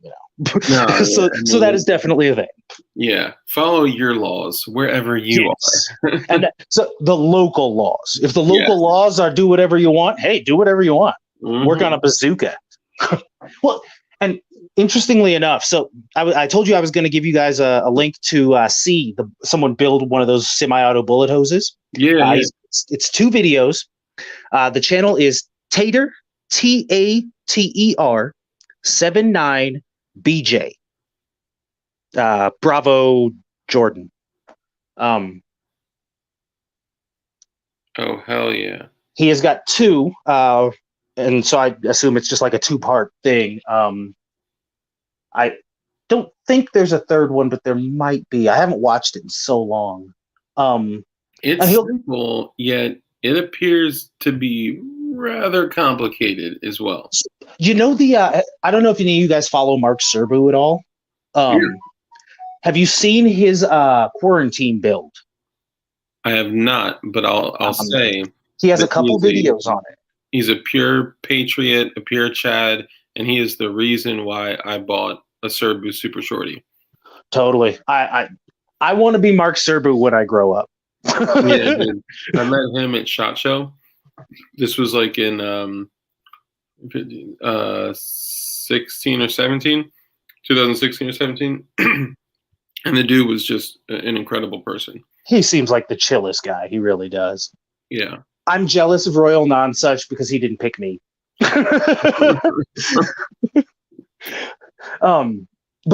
he did a quarantine build, and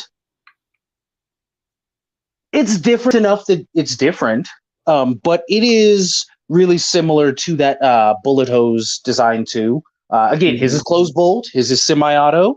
I want to say his is using MP5 mags. I can't remember now though. He's got some really cool some really cool stuff going on with his. At one point, he actually had a big hole in the side of the receiver that he taped up, which was funny. But he actually is one who he seems to build more or less along the same lines that I do. I see that's just it with subguns though. And that's a part of why I kind of encourage people to, even if you don't build, download these PDFs or some of these that might look interesting to you. Mm-hmm. You know, maybe that's your Fallout plan. You know, the world ends, we go WROL, and you need to be able to put together a shotgun to hunt.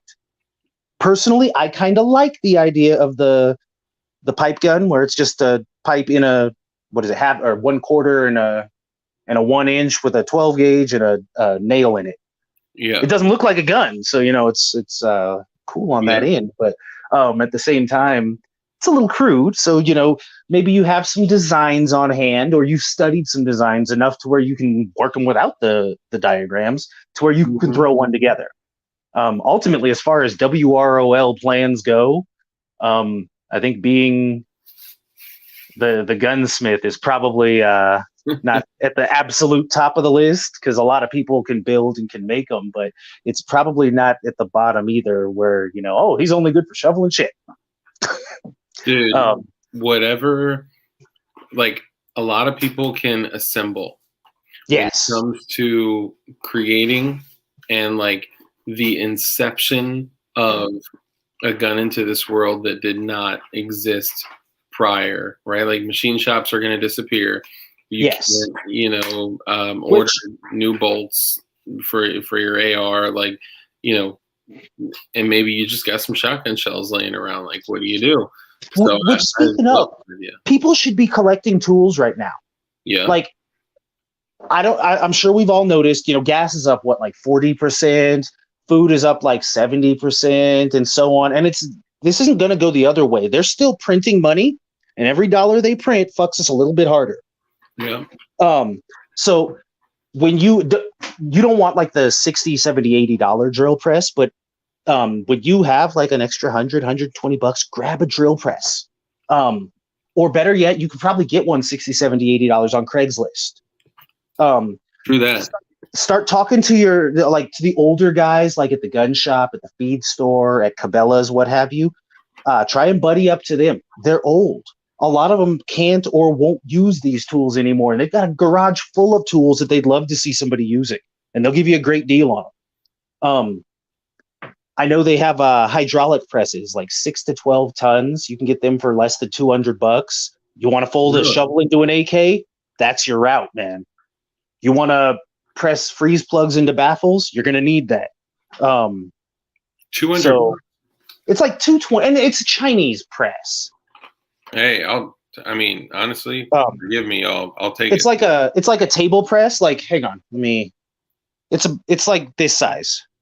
Okay, shit. So it's not gigantic. You can't do like any work on it, but you could fold an AK or an AK receiver on it. I literally was about to get the setup to turn my Dremel into like a baby drill press, and then that's not a bad way to go. I love my Dremel, man. Oh yeah, my drum. I mean, it's literally hanging on my wall right there. I got my glue gun, my Dremel, my like all my I need to fix shit or make shit is hanging on the wall. Totally. Bandsaw. A lot of people don't tend to, especially as like a gun building tool. A lot of people don't tend to think bandsaw or like a table saw. Especially if you, I don't know. Again, it's Professor Parabellum, and the other thing that might get you some of them is those would be unscribed, and then also practical sheet metal. A lot of the bolts, in order to cut the area that runs up on the magazine to snap a bullet off, you need a bandsaw. Yeah. Or you can, and that's just it. You could sit there with a file forever. A long time. Mark Serbu, ironically, he gave Royal Nonsense shit because he's like, I had to introduce this boy to a file. That's a part of why I was jealous of. No one introduced me to a file until years later. Yeah. Like I just recently figured out the file. Dude, I have done everything with hand files. Even my Polymer 80, I cut the tabs off with a razor blade. Yeah. Like I prefer to do it with a knife. I know everyone has like a different method. There's some guys who use those snippers and stuff. I'm with you though. I just use a pocket knife or a razor blade for those tabs because they don't seem to cut even if I nip them.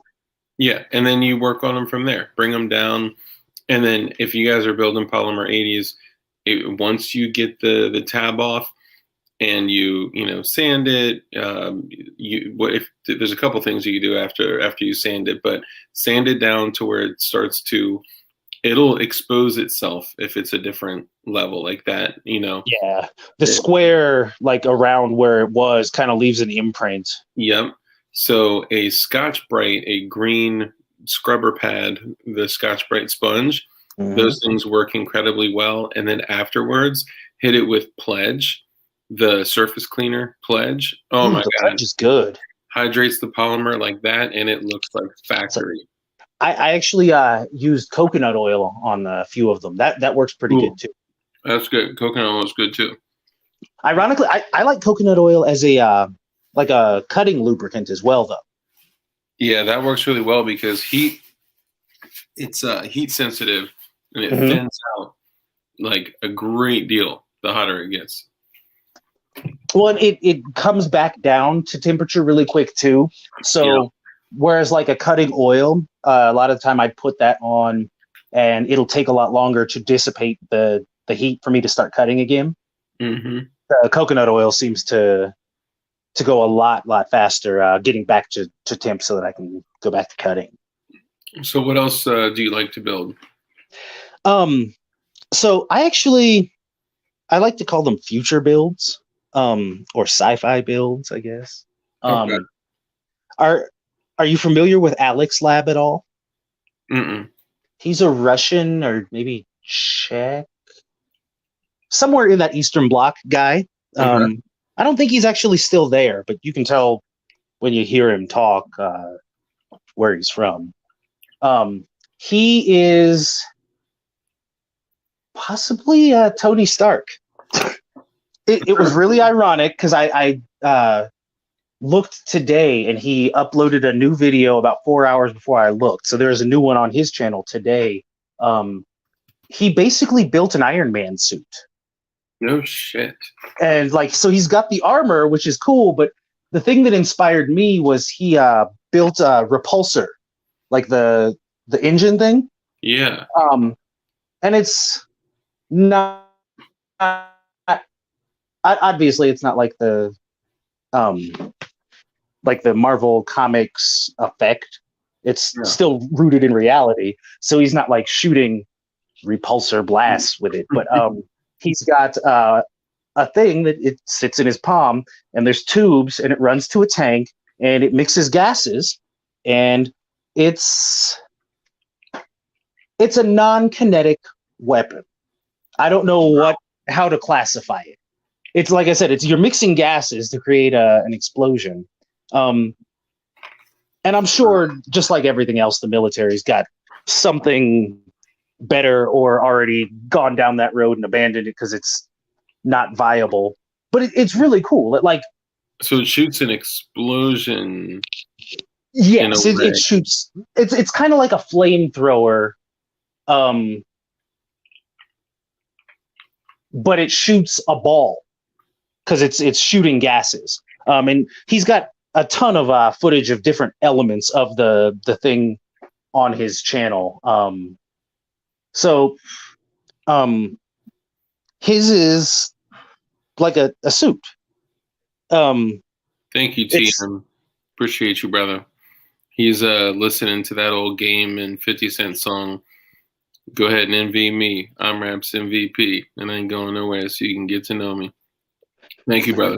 Long time. Yeah, sorry about Does that make me old that I remember that? Yeah, I know, right? I feel old as hell. I'm sorry, I keep cutting you off. No, you're good. So my model is less good than his. And it's not a suit, and it's not attached to you.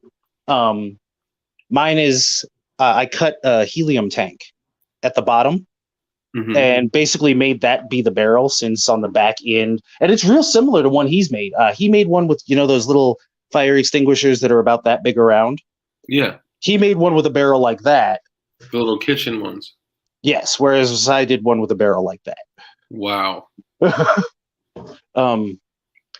It's not viable though, and that's just it. It's a lot of fun, but it sucks up way too much. Like, you wind up carrying around tanks on a dolly. Yeah.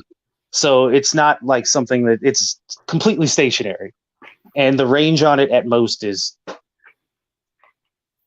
12, 15 feet. Damn. Outside of that, they're just, what the fuck was that?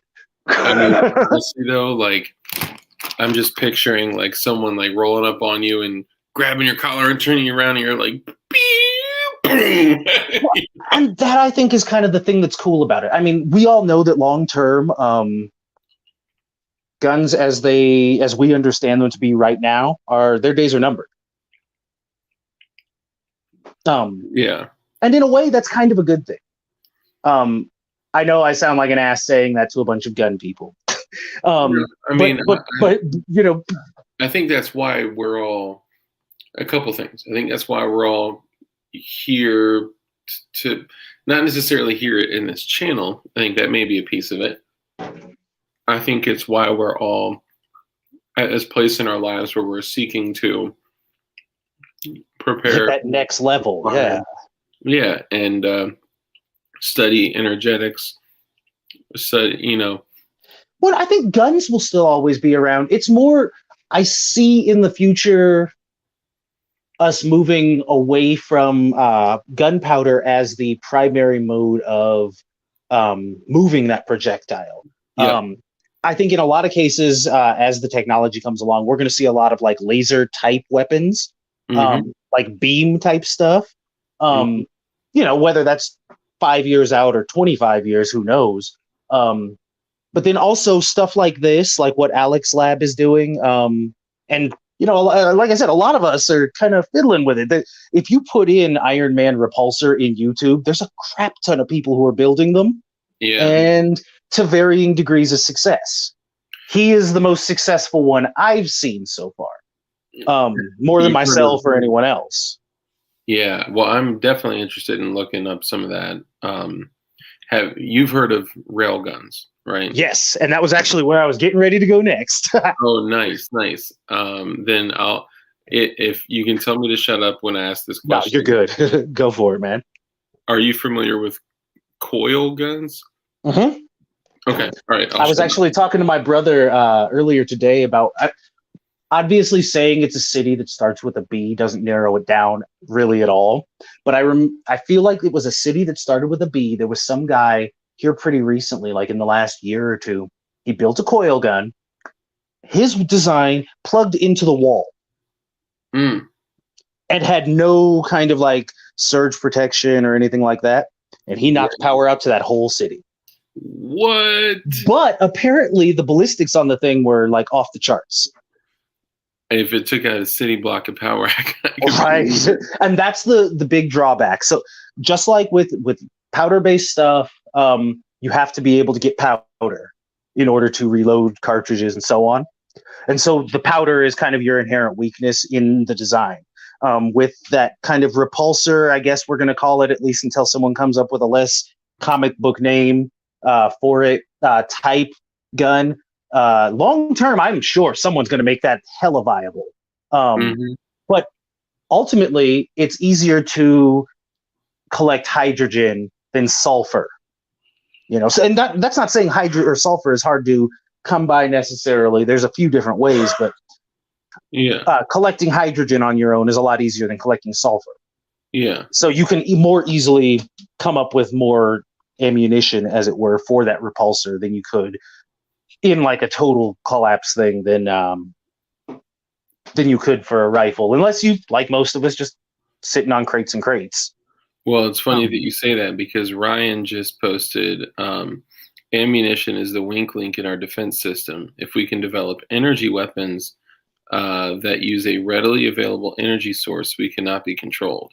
And that's just it. Oxygen is, and that's my whole hope in having these conversations and getting people to think about, even if you don't move us towards an energy weapon, just the fact that people are thinking about it, sooner or later, one of us is going to come up with some kick-ass idea and we'll move the ball forward, And that's why I would say, in the interim, while it appears that we are headed in this direction, and this is for everyone in chat, this is for all the lurkers, this is for all the alphabet boys that are watching, lawfully study and lawfully use energetics. Like, explore propellants, explore energetics. You can do more with bleach and table salt than you could ever imagine in your home, on your property, legally. Not together. Don't go mixing a bunch of bleach and table salt together. I'm just saying in general, in isolation. Well, when charcoal and piss make you a dangerous man, Yep. Yeah. Well, and that's so studying things even further, like the fact that I didn't know that you could make propellants detonate. That there's a threshold of making a propellant, like new black powders that aren't like a true detonation. Right. It just propels, as opposed to it's still combustion, but propelling and detonating are two different things. Yes. There are ways. And your amounts, like your percentages when you're putting the stuff together, makes all the difference.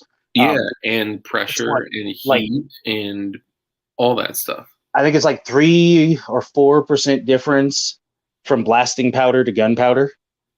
Yeah, probably. Yeah. And you don't want blasting powder in your cartridges. That's just the concussion force off of them is just gonna make it into a hand grenade. Yeah. It's like slipping a 300 blackout in a 5.56. Yes. Yeah, don't do that. Okay, so you guys got some resources for. Oh, hold on. What about the hold on. What about the Pyro dude making high power lasers, burning shit and fucking eyes and cameras up? I mean, there are some. And that's just it. Lasers are out of my wheelhouse a little bit, but it's gonna be a thing. I'm not saying like lightsabers, although apparently the hacksmith has figured that shit out.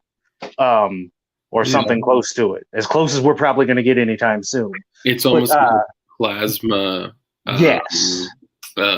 saber. Well, and again, the directed energy, I think, is going to be a part of the future in a big way. We'll never be without solid state. They'll probably go Star Wars and start calling the guns we have now slug guns. Yeah. But solid state will never go anywhere. But we're moving into a point where a lot of energy weapons, I think, are going to start becoming a thing, both on the laser end, and as soon as someone figures out how to take that repulsor idea, and as opposed to having to carry around a big tank of nitrogen or nitrogen, or hydrogen or what have you, to make it ignite the air in the tube or around. I'm not real sure how they would get it, but as soon as someone figures that out, they will both be a millionaire and change the game completely. Oh, yeah. Well, even like a stationary coil gun, energized properly with electromagnets, if you have a barrel, okay, and let's say it's like a 36-inch long barrel, and you have I don't know, what is that, 36 divided by 2. Let's say for every other inch you have an electromagnet. So basically it's like a sequence that carries the projectile. So it's magnetized this one, and then in rapid succession it magnetizes all the following coils. And I think that's actually going to be something that I know for a fact. I've seen articles and ads and all this other shit on the idea. I know for a fact the military has got something like that, even if you're only wanting to talk about what we know for sure, which would be the big ones on the battleships. Yeah. They have that right now. Yeah. Whether or not we want to get into do they have some that you can pick up and carry around as a dude in a warehouse somewhere? Probably. But yeah. I mean, they could have like a railgun the size of a Kel-Tec 380. Like, right. You have no idea, right? Like, I was maybe 14 when I was seeing, it was one of those science magazines. They had like a dude with the whole little suit and the helmet, and that was kind of what first got me thinking about coil guns. It just always seemed like a better way to go, because if you can, launch like those little spikes that the punk rock guys put on their jackets and whatnot. Mm-hmm. I mean, think about the armor piercing qualities that you could get off of something that is legitimately sharp, as opposed to the rounded, So yeah, depending on what you wanted to shoot, you can get all kinds of crazy effects, and you're not carrying the extra weight of the cartridge and the powder, and the biggest thing with coil guns is you can make them silent. Yeah. Like, not silent like a suppressed whatever, like truly silent. Like 100% silent. Yes. Like like the sound of the trigger breaking, whatever sound that happens to make in your system. Yeah. And the sound of the projectile hitting whatever. Yep.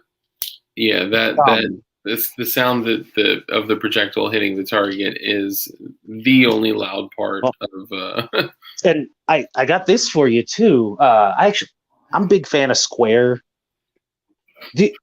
I don't know if you were ever a comic guy. I kind of liked Bishop and Cable, like specifically for their guns. Yeah. Because they always had these big, square, futuristic looking designs. I think they kind of failed hard on Cable's gun for that second Deadpool movie, because it didn't look like it was supposed to. But it was just a Chris Super V with a bunch of shit on it. Exactly. A little bit of Thompson crap on it, and we'll call it good. But so something about the slots in the front always made me think washers. His shot some kind of energy, but it always made me think washers, right? Okay. So as far as coil guns go, there's a tendency to think ball bearings, because they're round and they have a pretty good ballistic coefficient.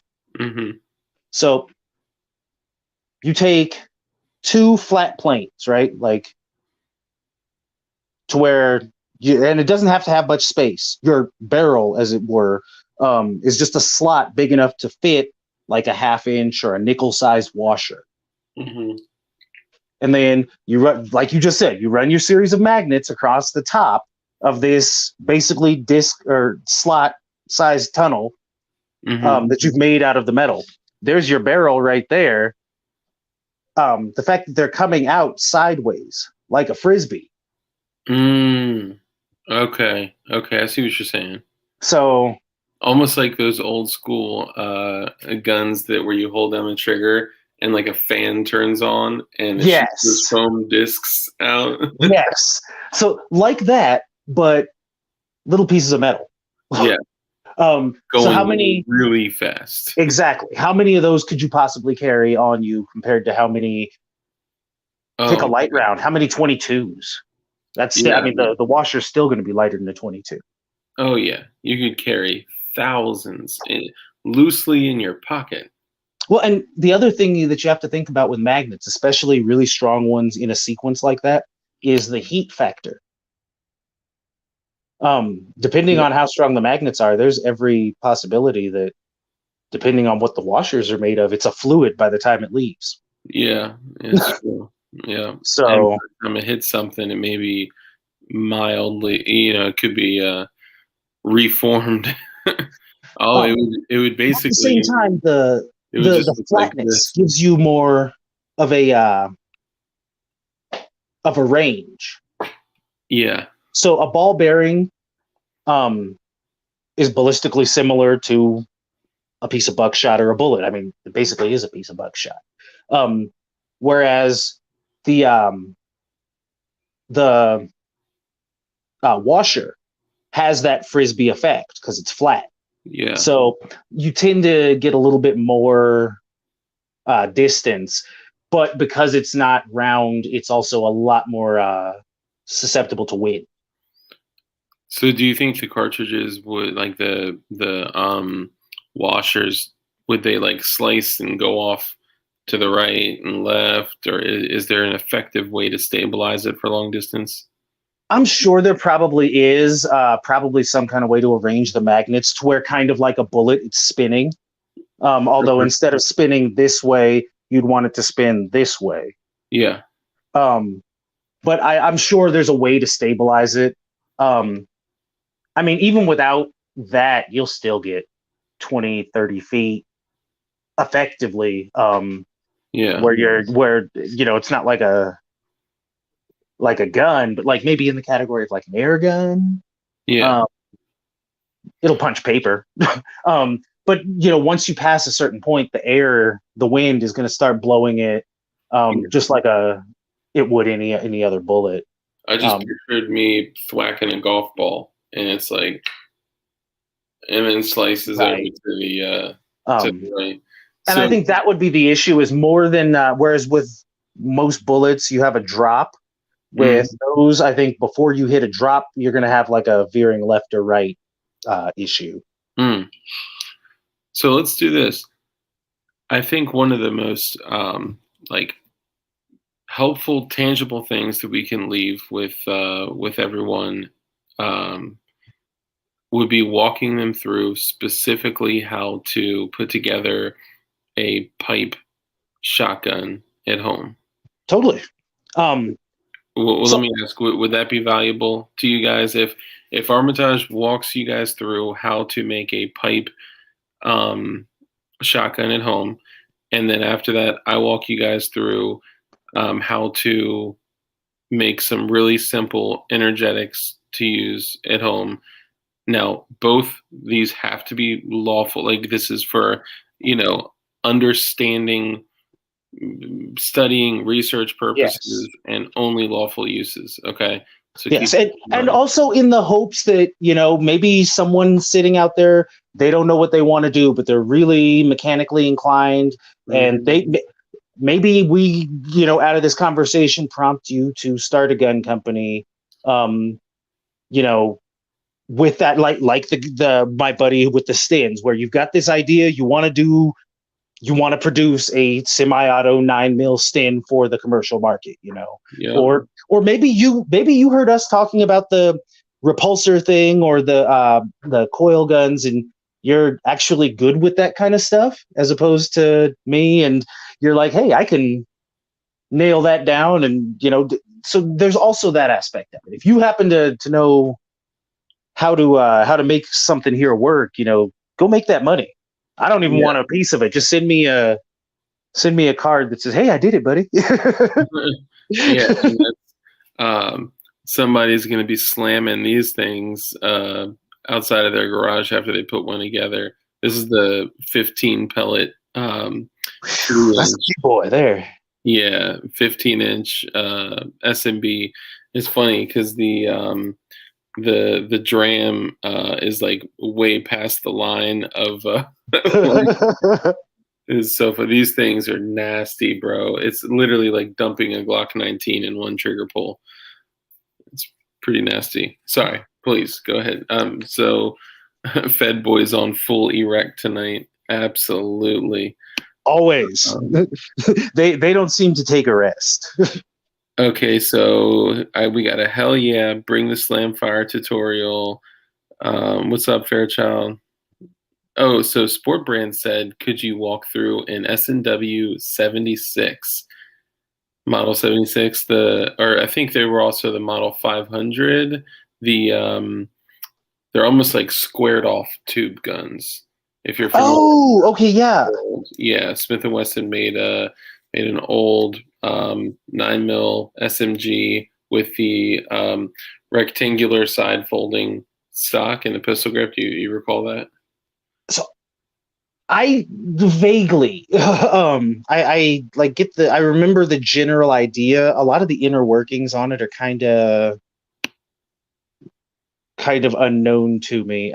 The one good thing with most of that era of SMGs is the similarity. So I assume that's kind of more the thing, and that's kind of the whole thing with those PDFs on Scribed. If once you start going through some of those, you'll notice that they all kind of use, like, not all, but like they use a lot of similar parts. I noticed that. I started going through a lot of those once you put me onto it. That's a very interesting. So like basically if you've got an idea in your head of what you want it to look like, if you want yours to be square, then you basically just go, and there's a couple different ways. You can actually buy rectangular or square tubing, or you can bend it yourself. A lot of the time I like to get the sheet metal, bend it myself, and then just attach, like if you leave the bottom open, it gives you tons of room for trigger and bolt interaction and so on.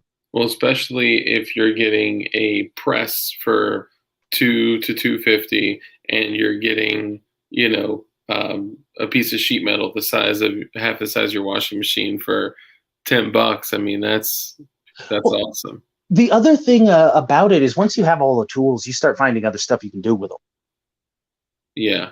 Like you buy a drill press because you want to do a Form 1 suppressor, and you can't want to drill the baffles, and before too long you're like, oh hey, this is useful for this and it's good for this. Yeah. I can open this with it. I really like the drill press for removing stuck screws. Didn't even occur to me until after the fact. It's like you just get a bit that's the same thing or a little bit smaller and drop it through, pick the pieces out. True that. So yeah, there's never a bad time to buy tools, and I don't think tools are ever a bad investment. Just one of those things. Yeah. I do have one other before we get to the Slamfire build. I have one other channel that if you guys are looking for someone who does a lot of builds, dude's name is AK Custom. Okay. He hasn't done one recently, but he had just a crap ton. He did single shot pistols and break action, and he did shotguns and SMGs. He did a bullpup 12 gauge that he built out of a what's it called? Paintball gun. Nice. That was really cool. Dude built an RPG. Dude built an RPG. It was like kind of crude. It was kind of crude. He had some energetics. He built an RPG and had some little fireworks style rockets, and it was PVC. So it was not like a high yield thing, but it's like the M72 law. That's just disposable. Yeah, pretty much. And it did blow up in the video. Like it by the end of the video, it was not functional because one of the things popped in the tube. But the dude, he's got a really good eye for design. Like he'll look at the stuff and go, because I wouldn't have thought of that. I wouldn't have thought to get PVC and make even if it's just a fireworks launcher like his was. So yeah, he's got a lot of cool builds and like some demonstrations and whatnot. So if you're looking for someone other than that Tater 79 BJ guy, AK Custom does a lot of really cool builds, or did at least. I want to find that other sub gun, man. It was like a huge like. Ludies? Hmm? Was it the Ludies? And PA Ludies. It's like a silver. yes. That one. Dude in the UK built that one. It's kind of their equivalent to our FGC9. Yep. He built it just to say, hey, you guys are morons. You can't ban guns. Anyone with basic hand tools can make it. So he made it on video and then walked over to the police and said, here you go. Tell me the name again. PA Ludi.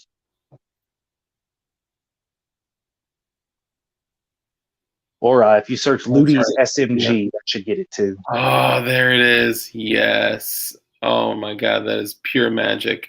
The first time I saw it, fortunately and unfortunately, it was on Forgotten Weapons. Yep. And man, like just that the old gun, Jesus.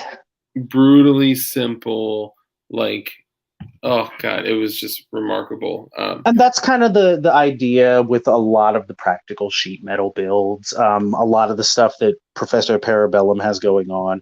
The biggest thing is if you do both of those things, decide that you want to build one, just know that the first one's going to suck. Yeah. It'll have all kinds of problems. It's not going to look right, so on and so forth. Melt it down or whatever and do it again. Or save it. I have a video on my channel. It's the first receiver that I ever did, finished on my own, at least. And I did it without without tools or jig. Friggin', I just marked the spots and we went to town. It is a total piece of shit, but I saved it because I learned a whole lot from that. Like, you got to save them. Did you know that the AR doesn't need the selector switch? Most people don't know that. The selector switch is like, it's a safety, so you got to have a safety, but it doesn't do. Yeah, if you take it out, it does nothing.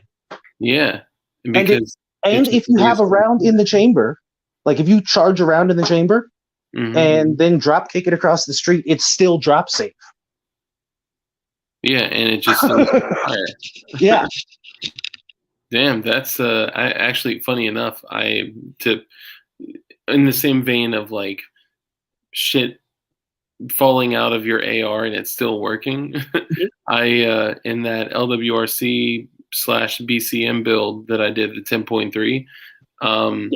I have a echo trigger in it, and I've just been able to like kind of like play with the like harmonics of it, and it just like it runs like a machine gun basically. The only thing is that my trigger works 15 times as much. Honestly, and there are some in quotes full auto machine guns that are way slower than most people who shoot fast shoot. Oh yeah, for sure. So once you get something fast like a Echo Franklin, or just a really light quick return trigger, you get to the point where you can fly. Yeah, it's great. Like, I mean, some of the like greatest machine guns were shooting like 700 to 800 rounds per minute. Yeah, which like is even the AK was a pretty slow. Was it originally like I don't know 900 to 1,000? I may be wrong, but like whereas like the Mac is like 1,300 rounds per minute, and it's just like wow, and just a rainbow of brass showers out of it.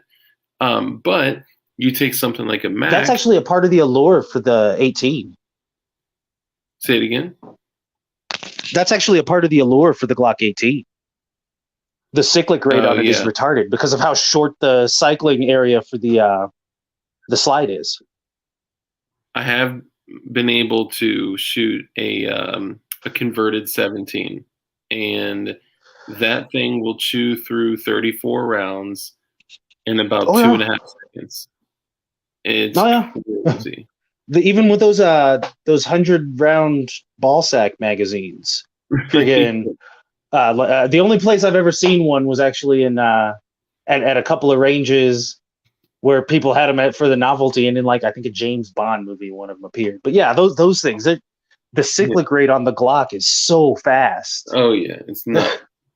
Totally nuts. Okay, sorry. So slam fire tutorial. So slam fire is actually super easy. If you want it to be, I guess. Mhm. We actually used to have little contests where we start off with a slam fire, and then it would just kind of grow to who can make the most complicated pipe gun. So they start off slam fire, and before too long, it's like, oh no, this is pump action. But the general idea is super, super simple. It is 3 parts. You need, and I don't have committed to memory the sizes for other calibers, so I'm just going to work with 12 gauge here. You need a 3/4 inch pipe and a 1 inch pipe. The 1 inch pipe, the section that you're working with, one of them, one end of it, has to be threaded. Well, unless you want to weld. On that cheap tools thing that we were talking about earlier, though, you can pick up a welder for less than $200 also. Little Really? TIG welder. No shit. China, man. Friggin' China. Damn. And that's just it. I don't see the prices going down, so I'm trying to snag those up myself while I have the opportunity. So yeah, unless you want to weld, go with one that's threaded on one end at least. And the third piece is a end cap. So ideally you want the same material for all 3. I would avoid aluminum because aluminum is kind of aluminum-y. Yeah. If a magnet can't stick to it, don't use it. Right. Theoretically, you can go as high end with the tubing as you want. If you want to do hydraulic tubing, you can. But you definitely need the 3/4 inch and 1 inch tubes. So you screw the end cap on your 1 inch tube, 1 inch end cap, and then you need a tack, a concrete screw, a drill bit, pretty much anything that's hardened steel. You're going to drive a hole. I actually like screws just because you can thread the spot to adjust the length of your firing pin, because that's what the screw is going to be your pin.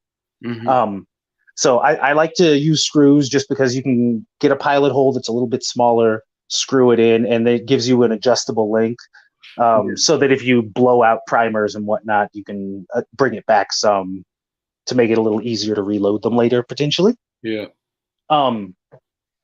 And at that point, technically, it's a gun.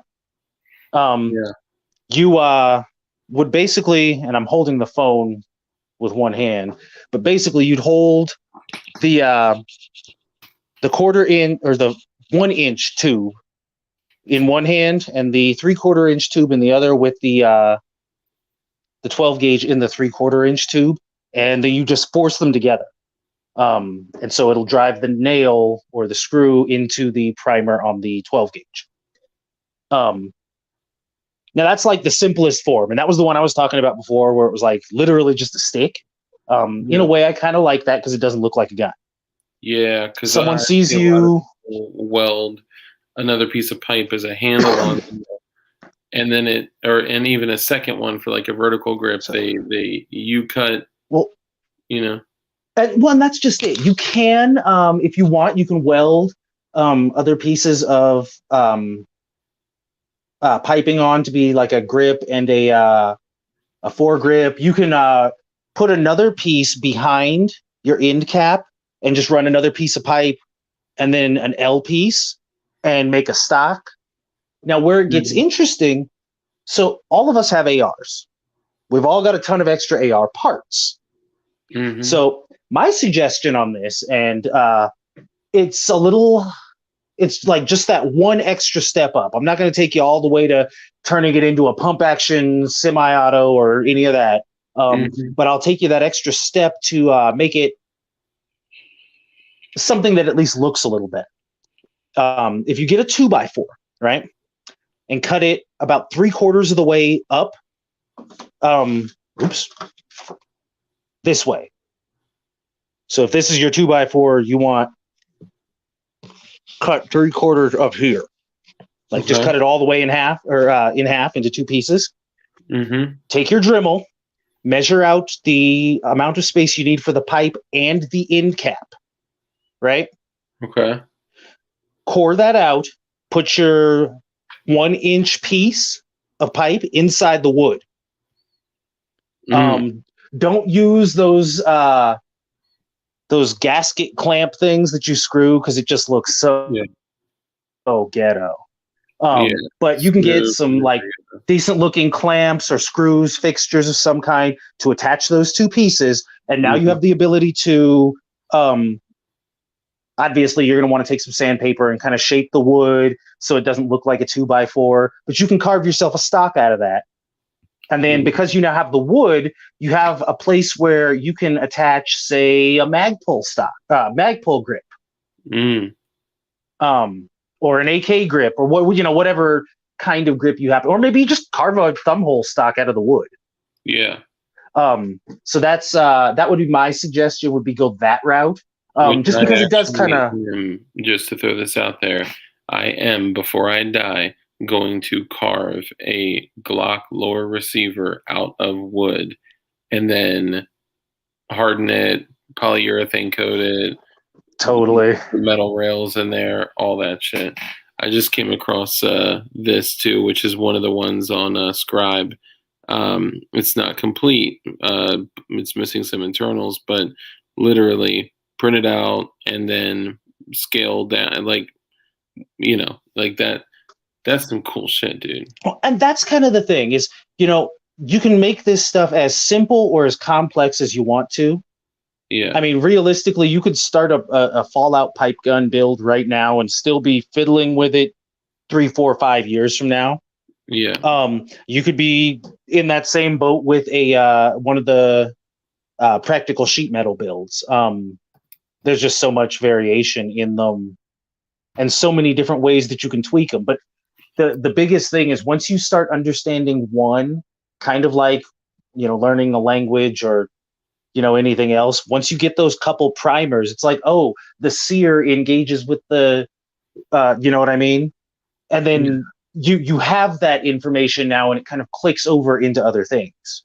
Yeah. Well, so it allows you to do more complex builds. Yeah. It's kind of like working on cars, right? Like yes. Once you have the full understanding of the engine, the pistons, all of that shit, it changes the way you look at it and changes the way, all of a sudden you're not going to purchasing big parts to make upgrades. You're like, oh, hold on, I could do this and it would cool it, and that's why what I want to do now is I want to make a pipe slam fire shotgun, and I'm going to make it super commercialized. Totally. Thread it for chokes. I'm gonna the cool thing about them is you can actually make them take magazines. Ooh. You can actually the way the two hang on, let me set this down. Make it so slam and the way the two pipes interact, right? You put you've got your pipe here and you put basically a pin coming up out of the inner pipe, the 3/4 inch pipe, right? Mm-hmm. And then on the 1-inch pipe, you basically just put an L cut, right? So that when you put the one inside the other, you can turn it and lock it, right? Mm. So depending on how far back that cut is, obviously you'd need more space if you wanted to put in a mag well. Yeah. To where you could feed, say, whatever kind of magazine. But yeah, so you'd need more space. You'd have to make it longer, but you put that L cut in, and then when it comes off, you just run it further back. Because ultimately, the 1-inch piece is your receiver, but the only part that actually has to absorb the pressure is the very, very back part, which ideally would be, in this case, encased in wood in addition to its own metal. Yeah. But Dude, yeah, you can totally you can make them pump action. You can do all kinds of crazy stuff with them, with just slam fire. One thing that Light came back up in the chat. Light found out that a paintball barrel is exactly the right size for, and they're usually steel.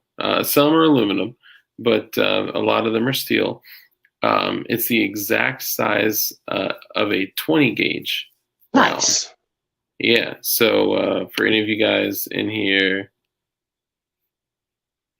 I don't know why you were muted, brother. I thought you left because you'd said you were going to be possibly leaving because of like family stuff. I don't know why you're muted.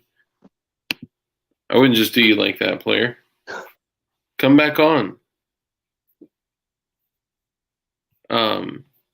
Yeah, we were talking, shooting the shit one night, like FaceTiming, and he literally dropped a 20 gauge round like directly into a paintball barrel, and it was like clink, like perfect. See, Yeah. and that's kind of the awesome thing about doing shotgun builds for that, just because they're lower pressure, so you don't necessarily have to have like some insanely thick like chromoly vanadium, what have you. If it's just a 12 gauge or a 20 gauge, then usually just standard like plumbing tubing will work. And same with the something like a paintball barrel. You wouldn't want to necessarily just randomly start grabbing tubes for a 223 because the pressure is so high. Yeah. Shotgun is so awesome just because you can, if it fits, it works. Unless it's something like aluminum, Yeah. Do you think a shotgun? Yeah, it would blow the piss out of aluminum. Oh yeah. Yeah. And in all reality, a lot of the time, depending on the slugs, even slugs are a little high pressure for some piping. Yeah. If you're planning on doing that, I would probably say use that the black pipe, like the black carbon steel pipe, the real heavy stuff, or like hydraulic tubing or pneumatic tubing. Hell yeah. Yeah, sorry, like I thought you had because you had said you weren't gonna stay on too long. I thought you dipped because of No, I was gonna let you know if any family member called me up, and I was gonna bounce off, but I ended up getting muted somehow, and I kept on trying to reply in chat, and there was no avail on that area, and I was like, you know what, fuck it, I'm just gonna leave at this point. Hold on, are you saying like in typing or talking? When I'm on live stream, I can't type unless I'm using my other phone.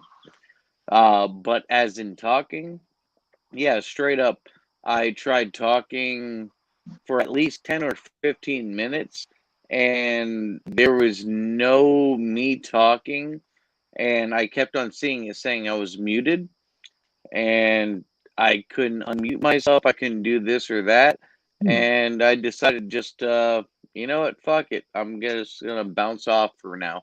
Did you try to click and unmute it? Yeah. I got muted, and then about 2-3 minutes later, I tried unmuting myself.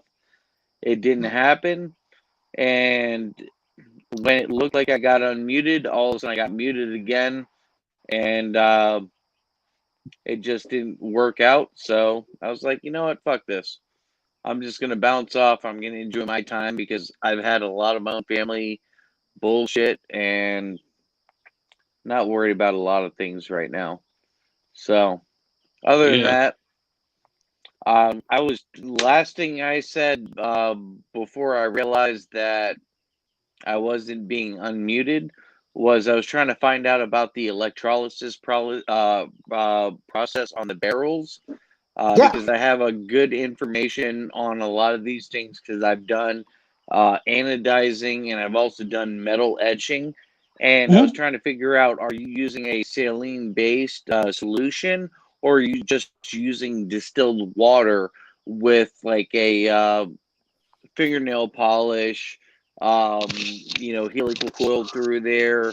What is it that is giving you actually decent rifling? You know what? Screw it. I don't give a shit about decent rifling because if the thing is being built for 10, 15 feet away, I don't care if your point of impact, point of aim is 2 inches to left, right, up, or down. 15 feet away don't mean shit. That's a close quarters situation. You're not building a freaking, Dragonhoff or a freaking, Exactly. a Sap or anything else like that. So it's just one of those where I'll take a smooth bore over anything under the sun.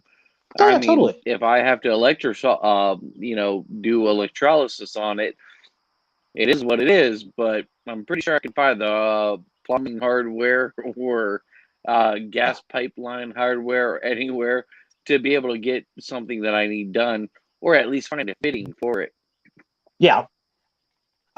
So for the electrochemical rifling, um, I know a lot of people have tried a lot of stuff for it.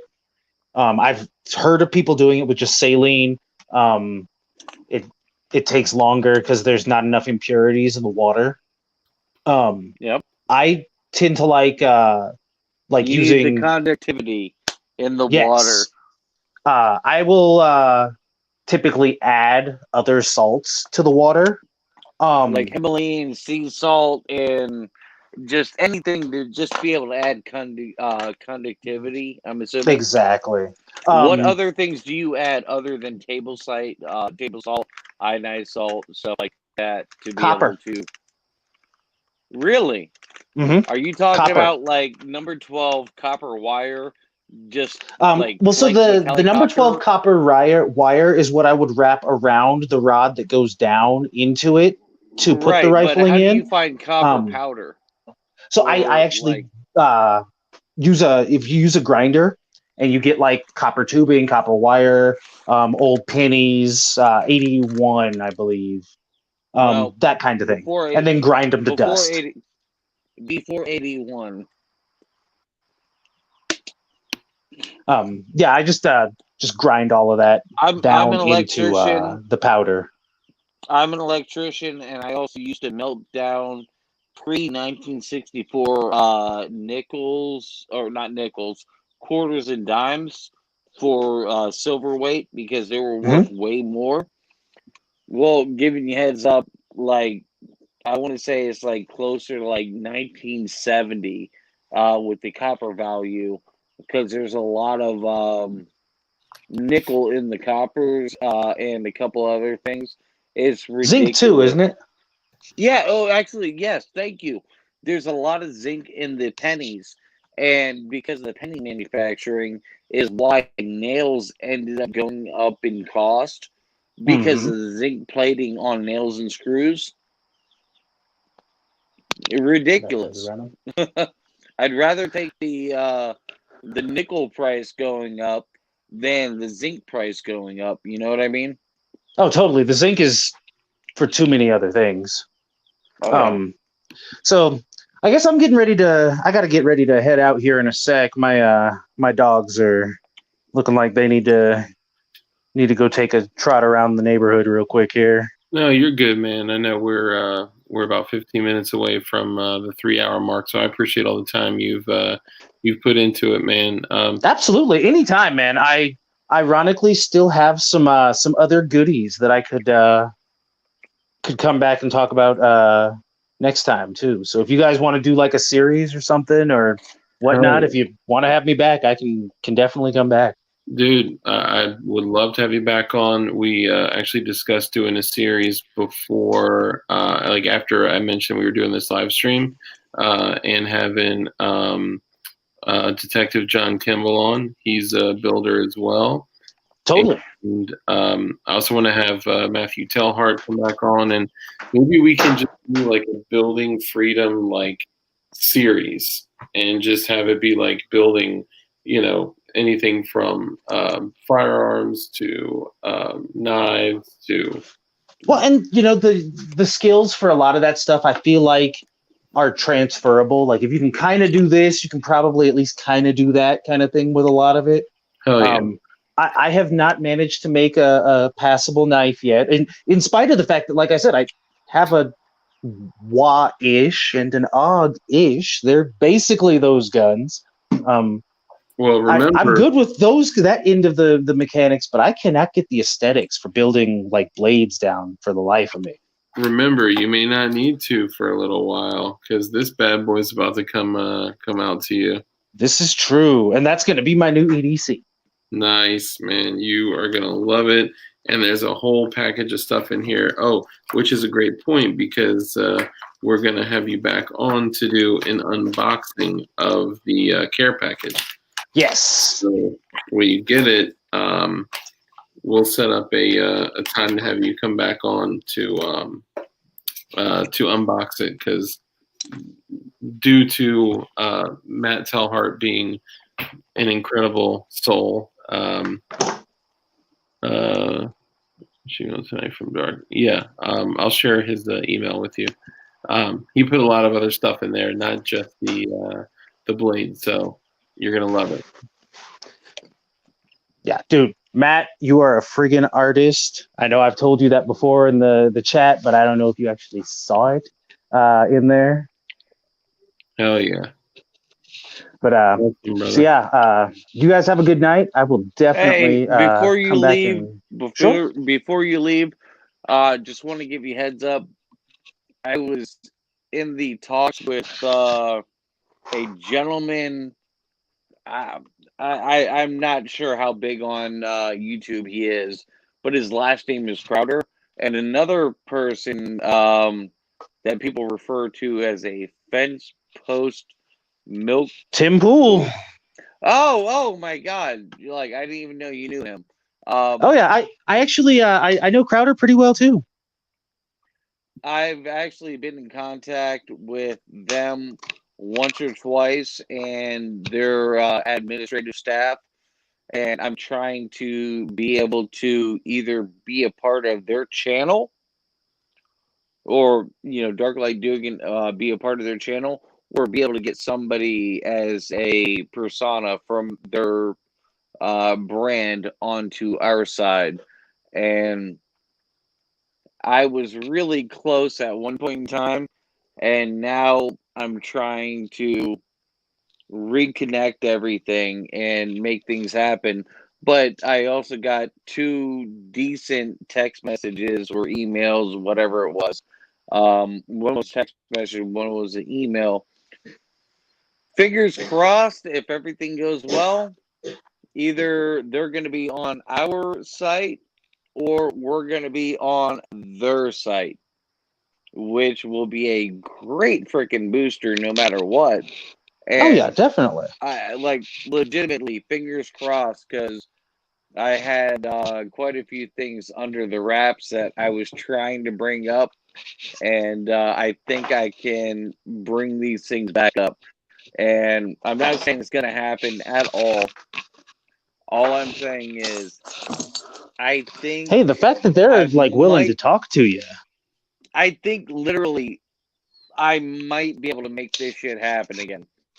And I don't know when. It's at their own leisure and their own schedules, because they're big ball YouTubers, but that very fucking close in my opinion. But I literally can't put a date or time on anything. I have to make sure they're okay with everything and they vet us out as much as possible, and then we can go from there. So that's something that I kind of worked on as a side project, and then I had to deal with all my family crap. And oh my God. Hey, still, I mean, that's a hell of a side project. A can of gasoline in a match would make me feel so happy right now without insurance. But I love my family. I'm not going to be an asshole. It's a joke, everybody. Yeah. All right, Armitage, brother. Thank you, man, for everything, dude. And let's do this again. Yeah, absolutely. Anytime, I'm pretty much available in the evening, so should be good. Nice, man. Cool. All right, brother. Take it easy. Absolutely. You guys have a good evening. You too, man. Peace. Hold on. Let me see if I can get Lighty back in here.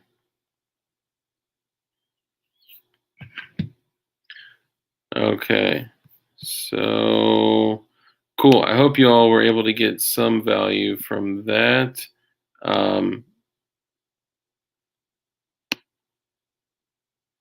Let me see. Let me go back. Sorry, I'm going back to the comments. It's hard to pay attention.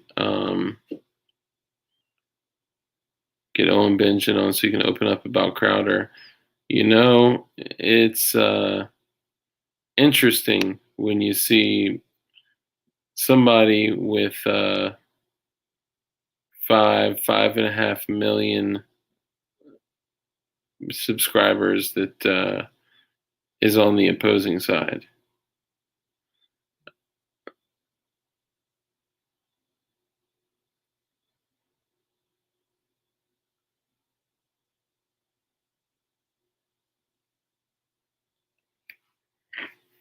Hang on one sec.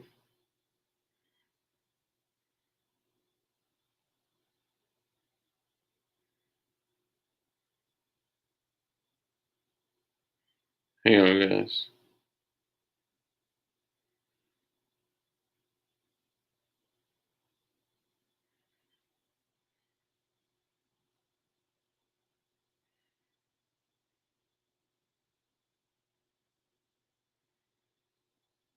Sorry, hold on.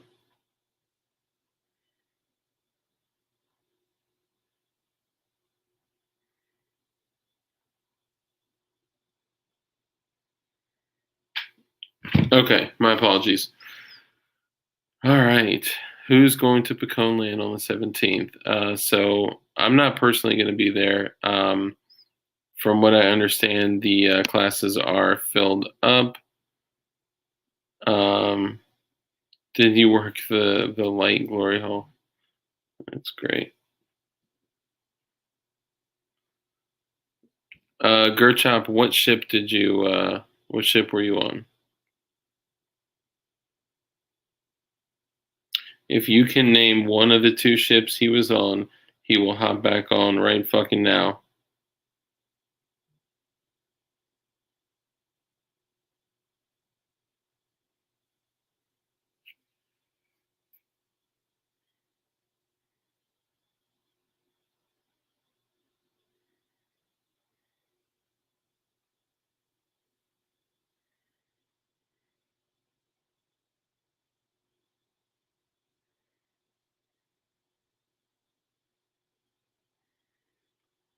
All right, I think I'm just gonna cut it, guys.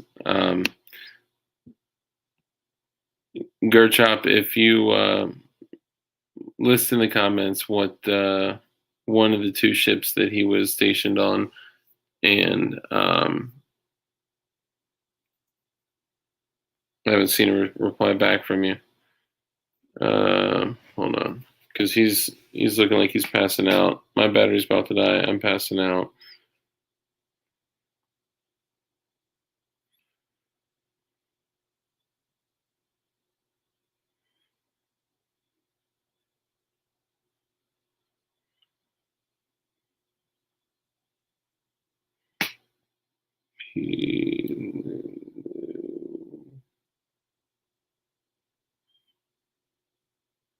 Dude, my battery is literally about to die.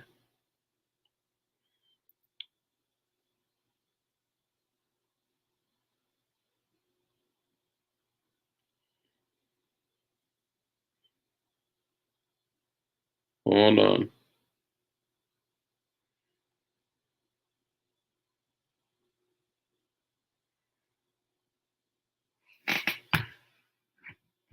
All right, I just texted him the names. I'm gonna have to get my power cord here, just because I